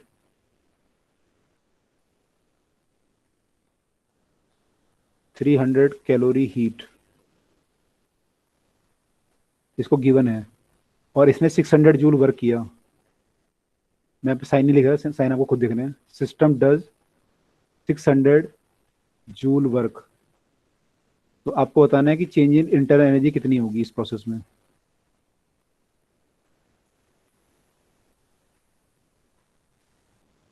Change in internal energy इस प्रोसेस में कितनी होगी।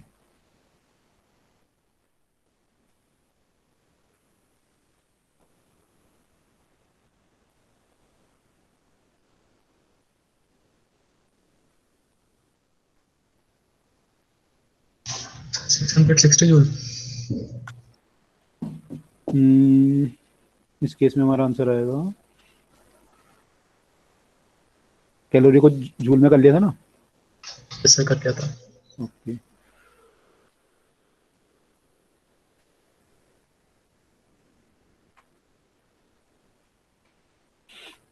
इस केस में है आंसर, आंसर है 654। इसमें 660 आ रहा था, तो वो कैलोरी का 4.2 ले लिया होगा इन्होंने, 4.18 ले रखा है यहाँ पे। इसमें 4.2 लिया था।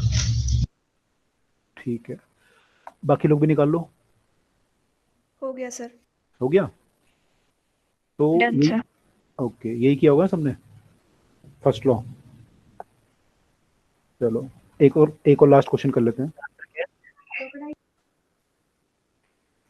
एक और लास्ट क्वेश्चन कर लेते हैं। ये क्वेश्चन बोल रहा है कि latent heat of vaporization of water is 2240 joule per gram. ये लेटेंट हीट ऑफ वेपोराइजेशन है। If work done in the process, ये बोल रहा है if work done in the process, ये जब पानी वो करेगा, क्या नाम बोलते हैं, लिक्विड फेज से गैसेस फेज में जाएगा तो एक्सपेंड करेगा। तो ये कह रहा है if the work done in the process of expansion, in the process of expansion is,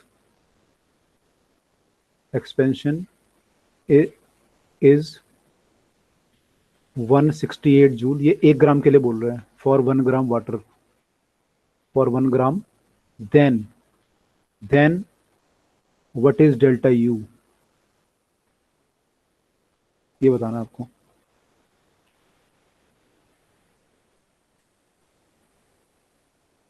question clear है सबको? Yes sir. ओके, सोचिए फिर।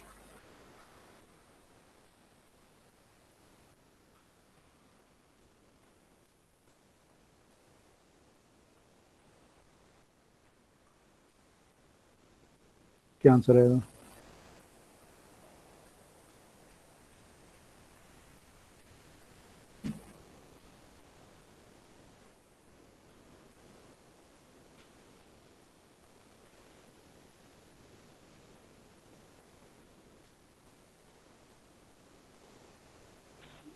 सर 2078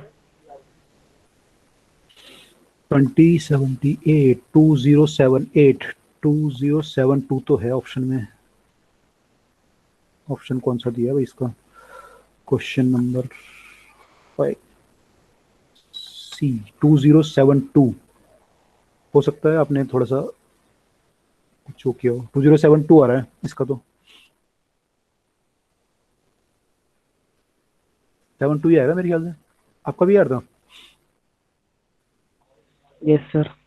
ओके, बाकी लोगों का आया? सर तो इसमें हीट गिवन जो होगा वो ml होगा। ml हमारा आ जाएगा 1 इंटू 2240 जूल, ग्राम से ग्राम कट जाएगा। तो ये तो हीट गिवन हुआ सिस्टम को, और ये जो वर्क डन कर रहा है इन the process of the expansion, तो ये वर्क डन करेगा पॉजिटिव वर्क।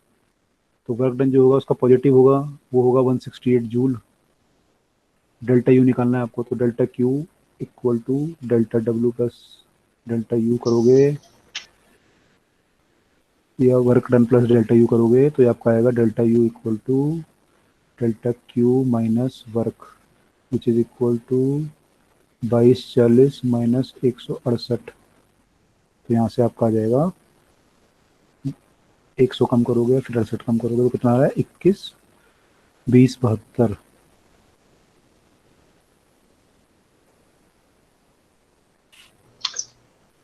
क्लियर है? सर वैसे जो फेस कन्वर्जन होता है वो तो एक आइसोथर्मल प्रोसेस होता है, ठीक है। और आइसोथर्मल में तो जो चेंज इन इंटरनल एनर्जी है वो 0 होती है। ओके, अच्छा अभी आता हूँ आपके पॉइंट पे।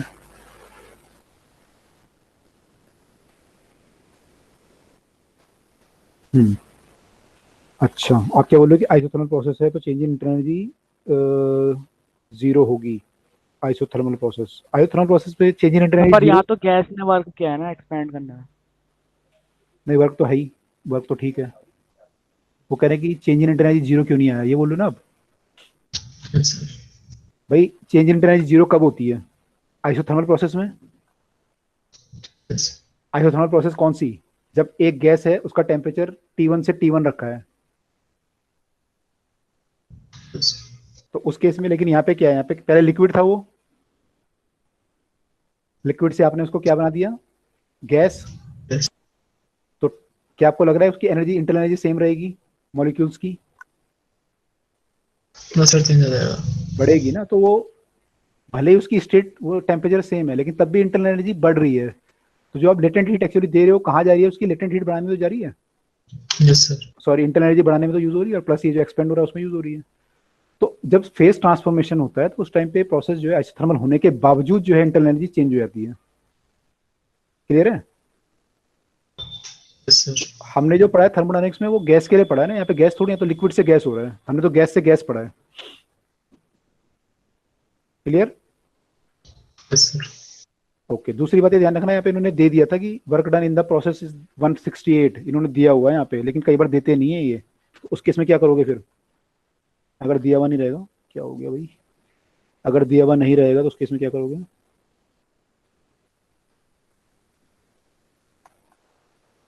ये निकाल सकते हो